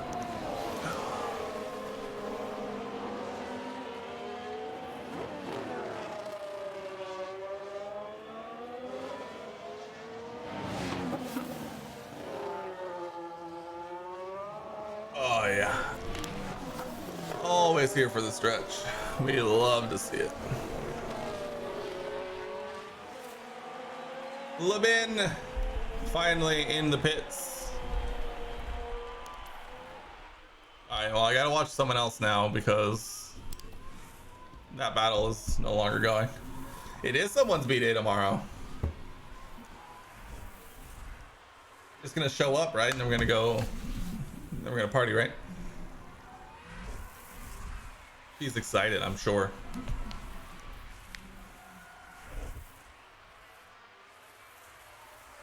Just pop up out of nowhere. I believe it. It'll be great. It's like a magic. I mean, we can make a room. I got a little space over here behind the desk. We got a big old couch. We got an air mattress.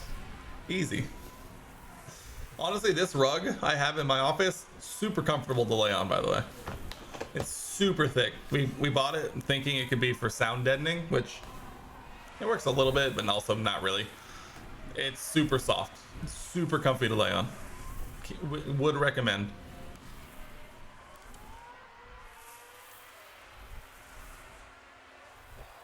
Would definitely hard recommend. Lando's in P17. Battling his way. Battling the way. I mean, we need to get by the Alpha Tauri. Lando, please get by the Alpha Tauri. Just send it, dude. Just send it. Yeah, literally that. Just send it. Full send. Our car is faster than theirs.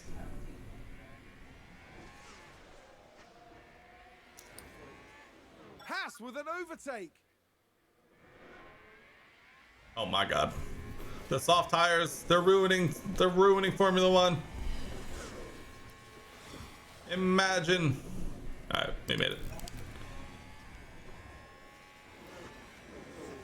Pierre is entirely vibing 6.5 seconds up the road. We're literally just barely gonna pay attention to Pierre at all for the rest of the race. You hear air mattresses as his pump running to keep it pump up. I would 100% believe that. I can't count how many times I've slept on an air mattress and had Maloney in the bin and woken up the next morning with it like half deflated. If only there was a way to like pump at like half speed, just like a constant airflow going, but at the same time, not enough to like overinflate.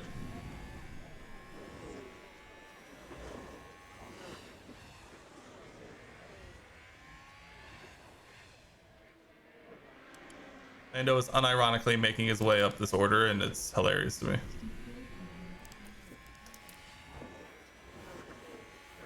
Come on, follow him through. Follow him through. Come on. Around the outside. Dive down the inside. Dive around the outside. Back to the inside. Oh, what a run. Down the inside of turn one. Here we go, baby. Oh, land on the brakes. Sheesh. Come on, make a stick. If you're gonna go around the outside, you gotta make a stick. Down the inside again. Oh, on the grass. On the grass again. Dude, Lando's crazy. Woo! Alright, check. Oh, flying. Giovinazzi in the bin.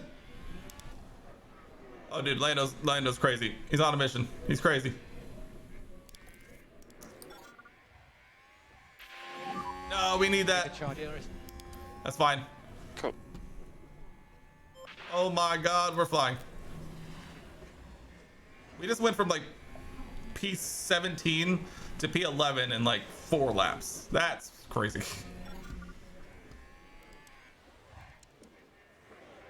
All right, let's put in some work. Everyone on the softs. No, the paper.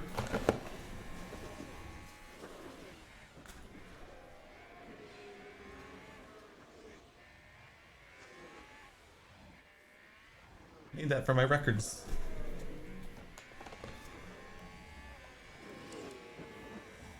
Put matches for our guests near the gas fireplace, and because of the temperature, it got an Earl on the side. I would 100% believe that. That sounds like the perfect place to sleep on an air mattress, but at the same time, it definitely would. Who did it? It was Stroll. Dang it, Stroll! You strolled yourself. He's like how Gasly gave you a head start. Now it's game time. I mean, hey, if he's got the coconuts to throw it in the bin on lap 1 just to assert his dominance in the team, I mean, I'm here for it. If he comes back and wins this race, he's getting preferential treatment the rest of the way. Maloney! What happened? Sit. Oh, VSC, VSC, VSC. Nobody panic. VSC.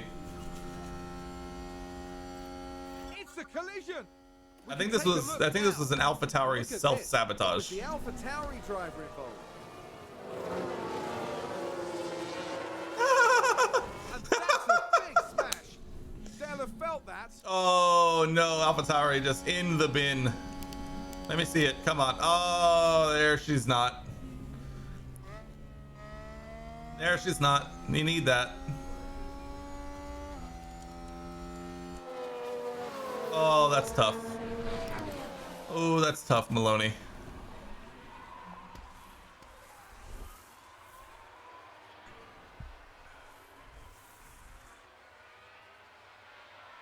All right, come on. Let's get this VSC done out of here. Ooh, a bunch of people boxing already?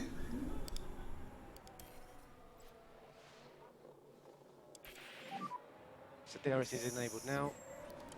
Like some of the soft tire runners are boxing a bit early. Crazy. You've had one of your drivers spin early in the race and came back and won with the help of a safety car. That's, yeah, I mean, that's realistic. If a safety car comes out, then obviously we're going to take advantage as much as we can.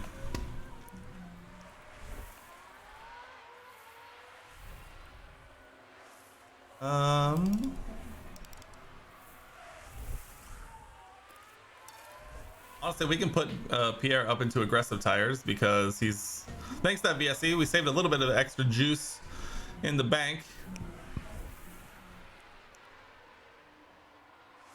You should be able to extend that lead slightly as we near his pit window here in a minute.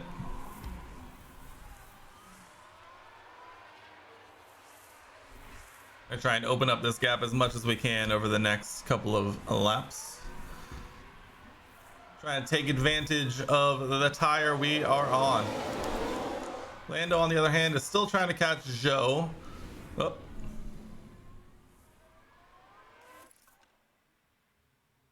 Someone spun out. Okay, Daniel. No, Daniel. Not like this, Daniel. Max in 2021. Hold my beer. Yeah. All right. Lando is up into P8s. He's running almost a second faster than Joe. Joe, no DRS. We should have the pace. Should being the operative word there. You normally give the top driver in points the better strategy as long as he has no problems. I usually try and, yeah, I totally understand that. I try and give them similar-ish strategies, or if it comes to it, strategies that better fit the driver. So like if the driver is better about saving tires, I'll give them the 1 stop over the 2 stop. But if they have more pace on fresh tires, I'll give them the 2 stop. Blah blah blah blah blah blah blah blah blah.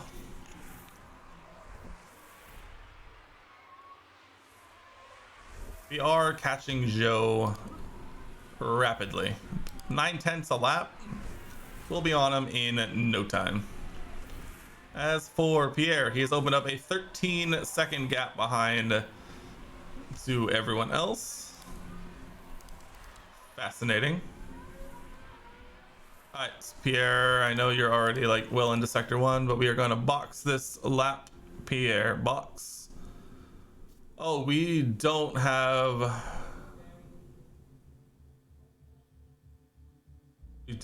2 sets of mediums. When did that happen? How did that happen? Why do we have 2 sets of hards? The AI. The AI forked me. All right, we got to figure this out on the fly. Pierre, keep going. All right, I think the move. Softs again. Mediums to the end. I think we, or we go mediums, or do we go, can hards make it the end? That's gonna be tight. Could be, if we extend, no, we can't extend that much.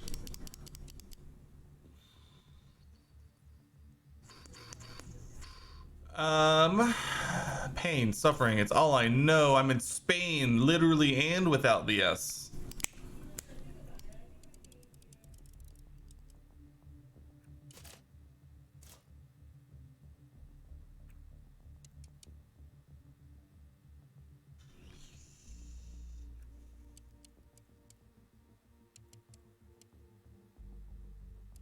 I think this is the move.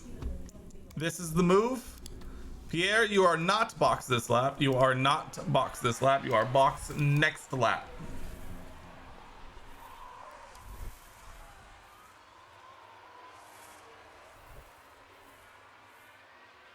The AI in practice absolutely got me good and gave me 2 sets of hards for no reason.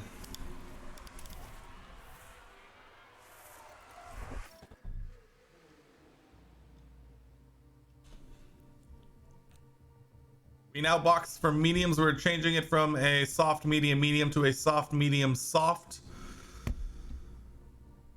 I think that's what we got to do. We'll push on the inlet. Lock up on the track. Do it, no!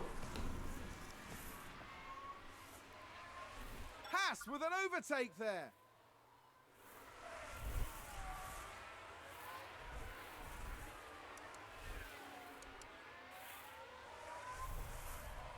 I hope this works out. Pierre, conserve through the last sector into the box. Here we go. We'll watch it because it's gonna be tight. We're gonna lose the spot to Max. If I could somehow manage to slot. Oh, some people are actually boxing. Oh, this might work out beautifully. There's Lando. Side by side. No. Wow. That could not have worked out any better, realistically. Oh, we said no team orders, but I really want Pierre to get by Lando here.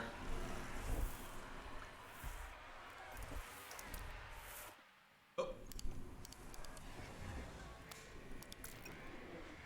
oh my God, you've lost Lando DRS. At minimum, both of you get DRS, please. Thank you.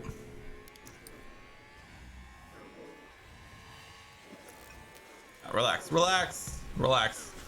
It's for the greater good, I promise.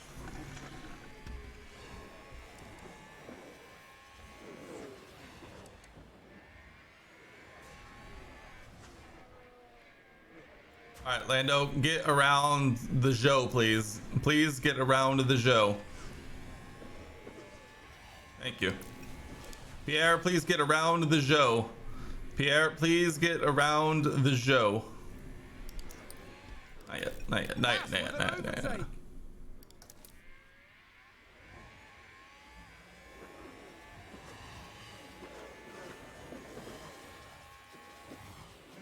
Oh, I hate you. Goes on 61% mediums and we can't overtake him.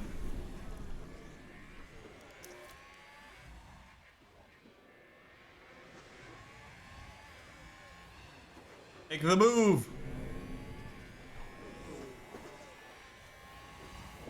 Make the dive. Thank you.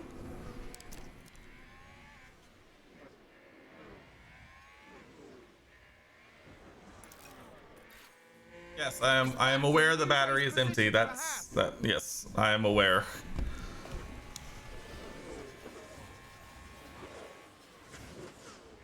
Ooh, that defense. We should have the pace to be able to harvest, I hope.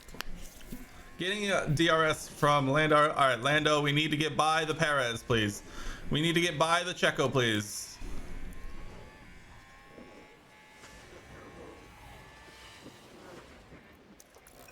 All right, relax. We will do it down the main straight.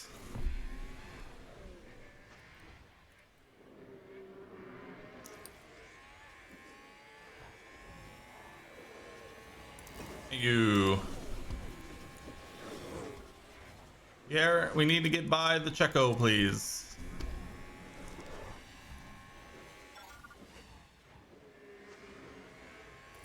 Do it on harvest? Almost.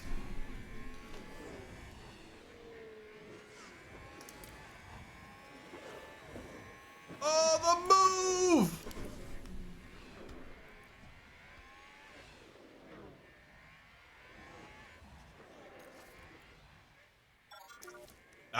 That was a corner. Good sir, that was a corner. All right, good. Pierre, now run away. Let Checo through, please, Max. Pierre, Lando, please let Checo through. Let him through. Let him through. Pierre, what happened? I told you never ask me that. Why would you ask me that?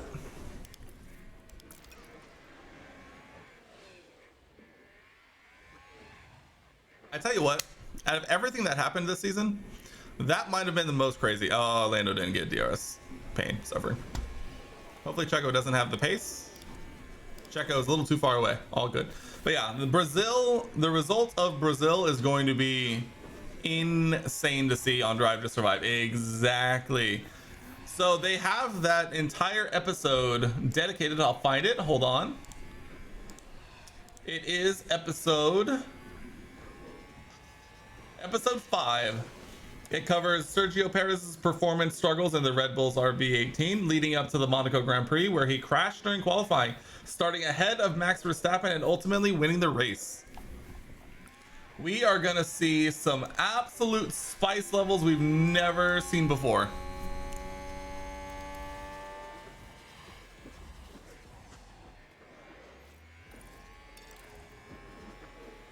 It's gonna be crazy and I cannot wait.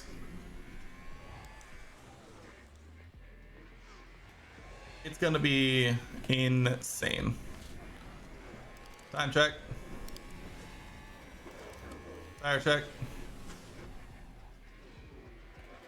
All right. Lap time check.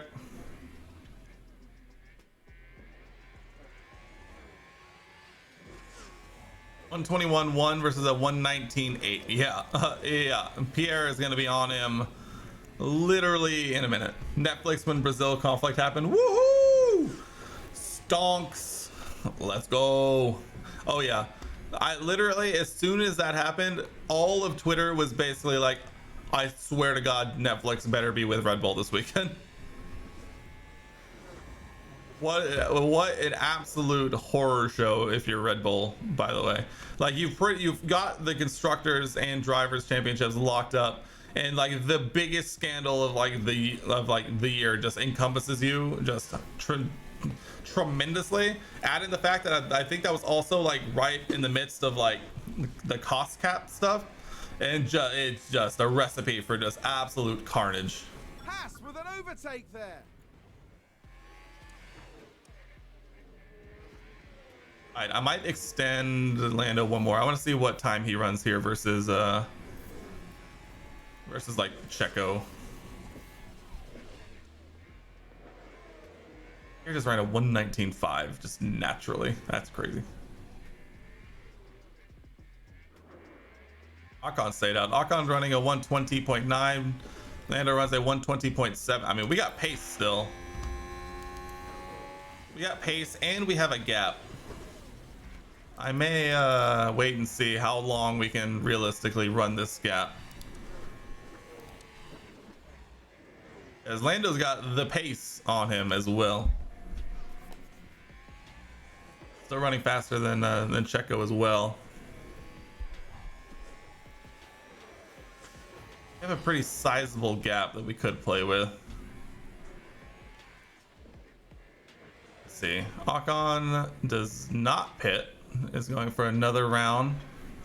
I will do the same. 120. I mean, we got pace. I want to see what this lap looks like. Just like this. Tires Ocon on. He's on 48%. He's got way better tires than I do. But at the same time, we're still running. We're running quicker. We're putting in time to not only ahead, but to those behind.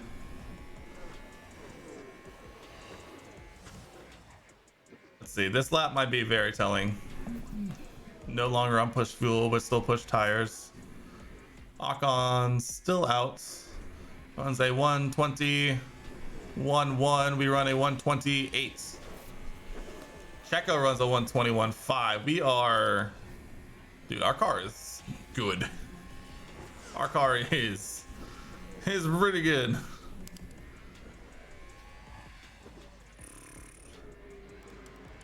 I might. Our tires are severely worse than everybody else's. Alright, not this lap, or not this coming lap, then maybe the lap. Not now. Next lap? Maybe? I want to see what lap time. 121.1. 128. Dude, we are still flying. Dude, we got the pace. We're running, what is that? 0.8 faster than Checo and 3-ish tenths faster than Ocon on 36% mediums. That's absurd. I do want the undercut though. They're going to lap 40, what, 46 to 52 to go to softs. So realistically, it's unrealistic for me to keep staying out here. I think we box at the end of this lap. We're still running so much faster though. All right, we box now because our tires are about to be destroyed. All right, Lando, box.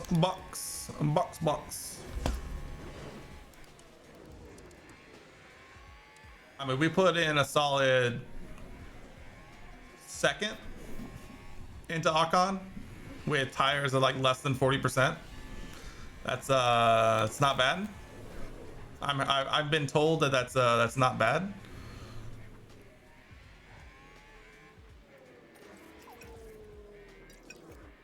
All right, Lando, into the box you go. Let's hope that there's a guy. Checo follows us in. That's exciting. Here we are, all the way at the end of the pit lane. Let's go. No hold up. Come on, get in that gap. Get in that gap ahead of Russell. Come on. Oh. All right, we are here to the end. Is Russell going to the end? Likely, maybe? What are the strategies we're expecting here? I don't know what he started on. That's a little tough. That's a little tough to tell. All I know is that we're here. We're here. All I know is Pierre is many seconds ahead of everybody else. And we're gonna hopefully keep it that way.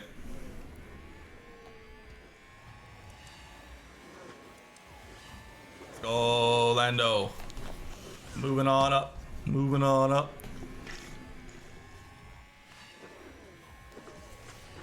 Haas with an overtake. Norris overtaking Russell. Get in there, you beauty. We're the only ones who are actually going to be going to the end on this strategy, unless Bottas is trying to go to the end of here. But I think everyone else has to stop at least once. There's Zhou in.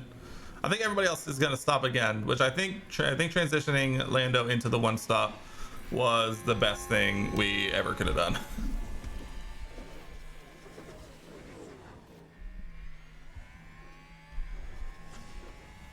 Let's see. Pierre is flying away, actually, though.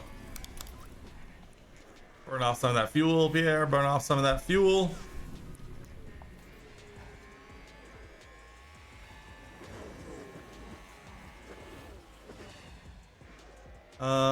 Lap times to K-Mag. Lap times to K-Mag. Even last lap was about a second.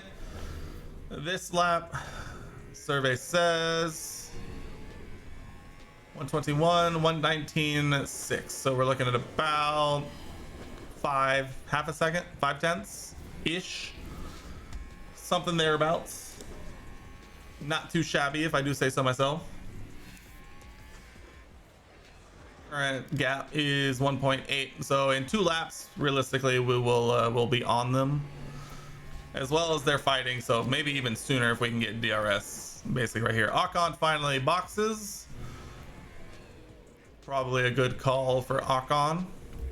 Ocon going to softs. Ocon to softs. Interesting.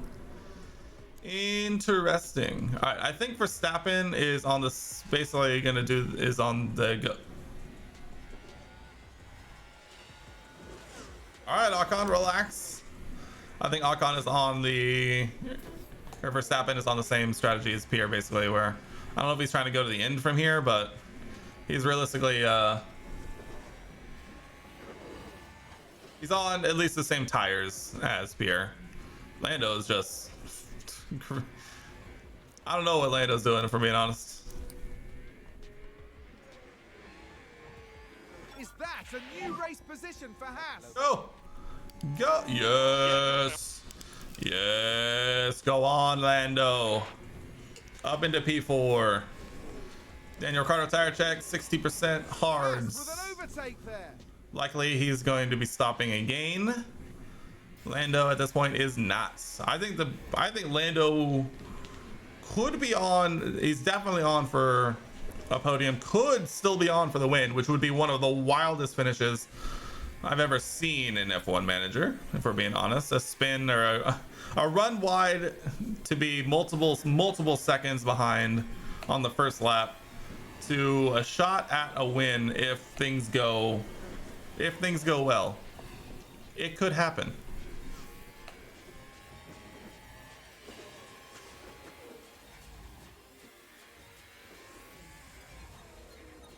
See, what was that lap time look like?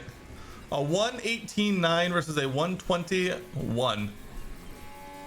That's crazy.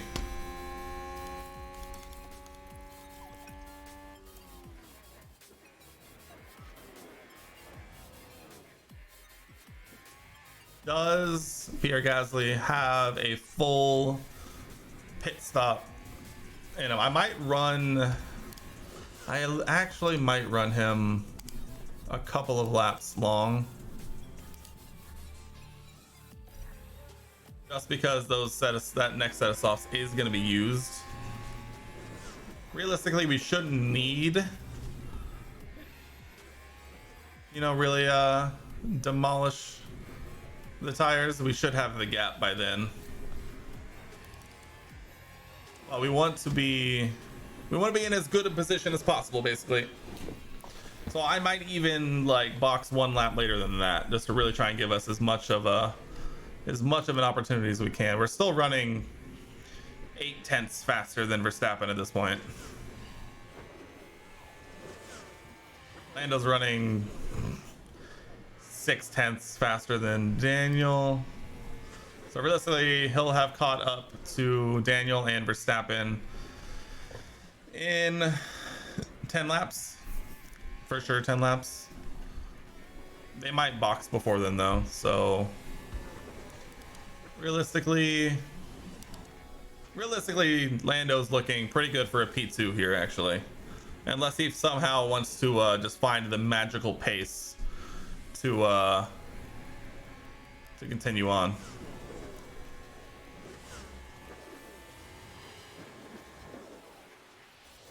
See, the gap is down to 4 seconds. We are definitely dragging Bottas forward, though.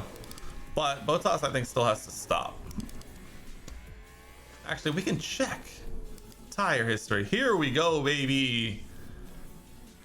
Max definitely still has to stop because he went medium. Daniel doesn't technically have to stop, but likely is. Lando is not. Valtteri does not, but likely does. Esteban might be trying to go to the end from here. Who knows? Who else are we worried about? Kind of nobody, right? Oh, people are in. They're in. Some people are in. Magnussen, Bottas, and Russell are in. Lando is in a single lap, made up a second and a half on Daniel. Say anybody else? Yeah, Max we know is stopping. Daniel also is likely stopping. A safety car here would absolutely royally mess us up, by the way. Did somebody spin out there? Somebody spin out there. All right, Pierre, box this lap, please. Box this lap. Up on board with our race leader as he continues to make his way down and through, trying to get past some lapped cars by the looks of it, who are just refusing to get out of his way. They do now. He's in the box. Big moment here. 32-second gap to Max Verstappen, just finishing that second DRS rate. This is gonna be a close one, but also I don't think, not really, because he's already out and on his way. Lando is now hot on the heels of those guys. These numbers are getting crazy. Oh, he comes out with Terrathon. Here we are in the train. Realistically, Lando doesn't even need to get by these guys per se. He does if he wants a chance to win the race, but realistically probably not gonna happen with Pierre on the softs. Haas with an overtake. Yeah, at this point, yeah, Pierre is the runaway, definitely gonna win. Honestly, we should probably try and get fastest lap with Pierre, just to take it away from Ocon. I know there's no actual points for it, but it is a sponsor goal, so we can definitely do that. Lando's up into P2. We are well on our way. Ocon on the softs might cause some issues, but they're already at 65%, and I don't think that's gonna end well for him at this rate. Oh, he somehow gets DRS. Somehow. I do want to hop on board with Pierre because we're going to try and get a fastest lap on this upcoming lap.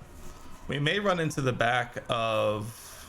Seems to have been a lot. Who would that be? Who is that? Of Maloney? But at the same time, we need the fastest lap for sponsor stuff, so...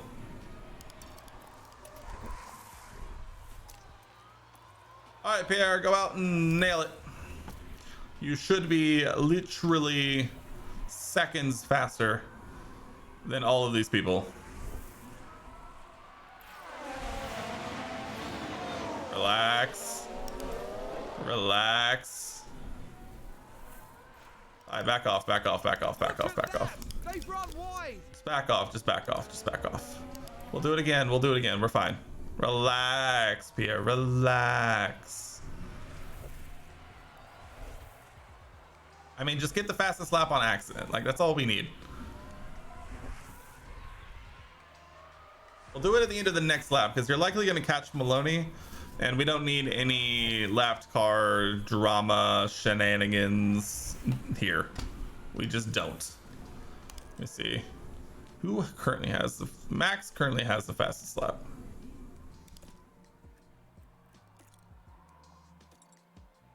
$1:18.4. Haas with an overtake there. We can definitely do that.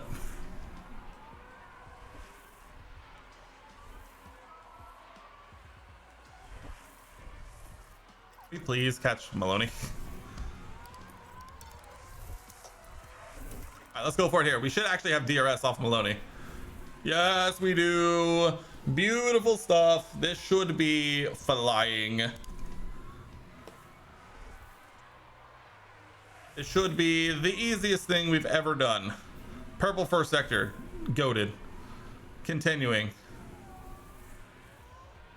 It's a race position gained for Mercedes. Ocon and Norris are battling. I'm not worried about it. Ocon's tires are going to get destroyed later. Purple second sector. All right, it's in the bag. The only question is, how much are we about to smash this fastest lap by? That's the only question we need talking about. Oh my God, it was a 1:16.5. Oh my God. That's disgusting, Pierre. That's disgusting. He just destroyed the fastest lap by... I don't even know. Like, that was disgusting. Is that a new race position for Haas? Oh my God. Oh my God. The previous fast lap was a 1:18.4. He just put in a 1:16.5. Oh my God. That's disgusting. Tire check on Ocon. 53% softs. Oh yeah, over the last 10 laps, there's no chance he stands he stands zero chance of being able to keep up with Lando's 70, probably 60 something percent hards at that point. Like at this point, it's almost just like, just harvest. Let him just drag you along, and then we'll take it back later.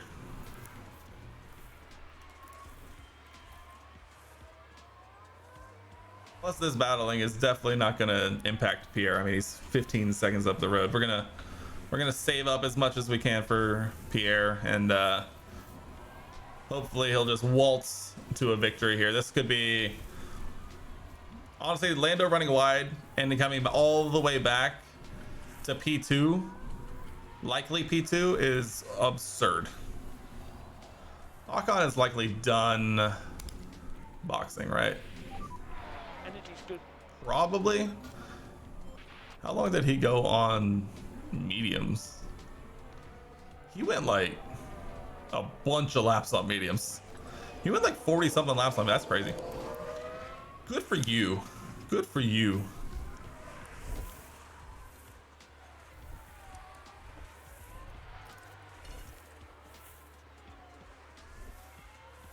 I mean, save your tires too. I mean, Ocon's tires are going to fall off a cliff in these last 8 laps. Daniel Ricciardo's on 37% hards. That's absurd.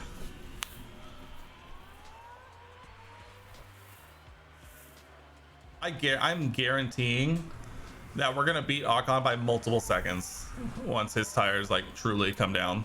When we're on light and harvest and all that stuff, like, yeah, we're gonna be a-okay.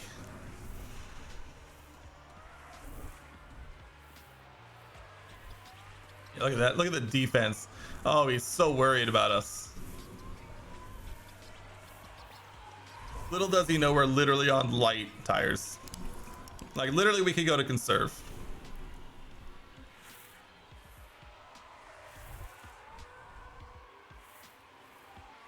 Conserving tires, and we're still going side by side. Imagine. What are the tire temps looking like? I very rarely check this. Wow, they are solid all the way through.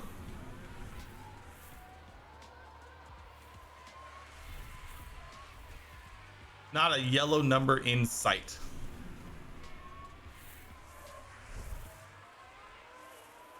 Honestly, Pierre, at this point, driving clean air, avoid curves. Take care of your stuff, will ya? Finally.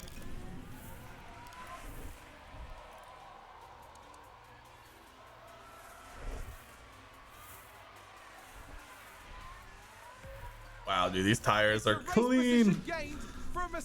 Oh no, Esteban, not like this. Please, I beg of you.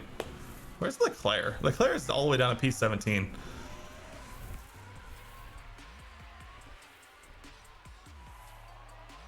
Tire check, Esteban. 40%. Oh, Esteban. Oh, Esteban, not like this, Esteban. Oh, we're coming. Oh, we're coming. 0 ERS use gone. See ya. Goodbye. Oh, Daniel in the box. Oh, Daniel. Oh, likely falls off. a decent. Is he gonna come out ahead of the Ferraris? Mercedes moved up a place. He is. Let's go, Danny. Esteban, your tires are looking a little how do I want to put this? Used. How close is Verstappen? Verstappen check. 11 seconds, we're fine. Easy money. Got loads of energy. Confirm, Lando, confirm. I mean, I almost feel bad for Ocon because like he knows his tires are destroyed. I mean, Lando's tires aren't, you know, prime examples, but at the same time, 61% hards versus 36% softs is just laughable at this point. With 4 laps remaining, his tires are going to fall off a cliff. Ours are going to be perfectly fine. We're on conserved tires, no using fuel, no using ERS. We'll probably still overtake him here. We do. Do we hold it? We do. Now Ocon's got to be just in shambles. Haas with an overtake there. Gap check. 10 seconds. Oh, Esteban. All right, real talk. We need to have a real talk. That Lando Norris went wide on lap 1. Like, turn, what is that? 1, 2, 3, 4, 5, 6, like turn 8. And he's going to come back and he's going to get P2 in this race. That's absurd. That's absurd. It's a race position gained for Mercedes. Oh, Ocon. Oh, you sweet, sweet boy. All right, are we done? Are we done playing around with our food? He's about to hit 30% right at the end of the lap, and we're about to destroy this. We're about to take this man's soul. Right here. I'll even. Happy to push. All right, here we go. All right, bye, Esteban. Thanks for the DRS. Successfully defending into turn 1. Who would have thought? It won't last long, I promise. Yes, pressure him on his old soft tires. Goodbye. Goodbye, Esteban. Goodbye. I'll tell mother you said hello. Is that a new race position for Haas? Oh my god, we're gone. This will be the last lap. We're flying. Okay, We're flying. good. Okay. Goodbye, Esteban. It was nice and lovely and driving with you, but I have places I need to be. Is Lando legitimately catching Pierre right now? He kind of is. That's absurd. This gap has come down from like 10 seconds to 5 to 4. It's not going to be enough, but that's crazy, and I actually had to think about that for a second. We need to charge it. Woo! That's a Haas 1-2. We've literally flip-flopped P1 and P2 from the start of the race. Lando Norris goes wide, goes to P20 plus 4 seconds, and then comes back and gets P2 in Spain. What is this lad? What a race from Lando. I mean, Pierre did great too. Pierre literally just kind of drove off and never looked back. But at the same time, like, woo! Lando, P20 back to P2. Dude's got that pace on that one stop. That converted one stop. Performance from the Haas driver. Wow.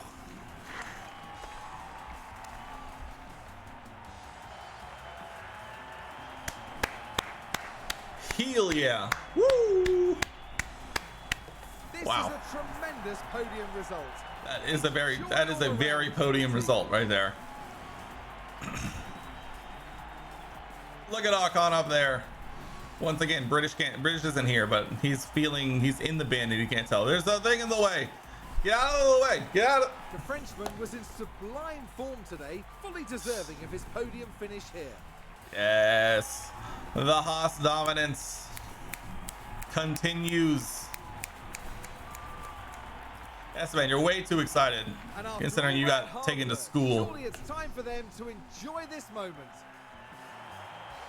There's a lot of hard work for Lando. They're having a very successful day at the races. The Oh, whole yeah. team was I'll say a absolutely very successful day at the races. Yeah, for Ocon. Shame. Valtteri Bottas making up 10 positions, by the way.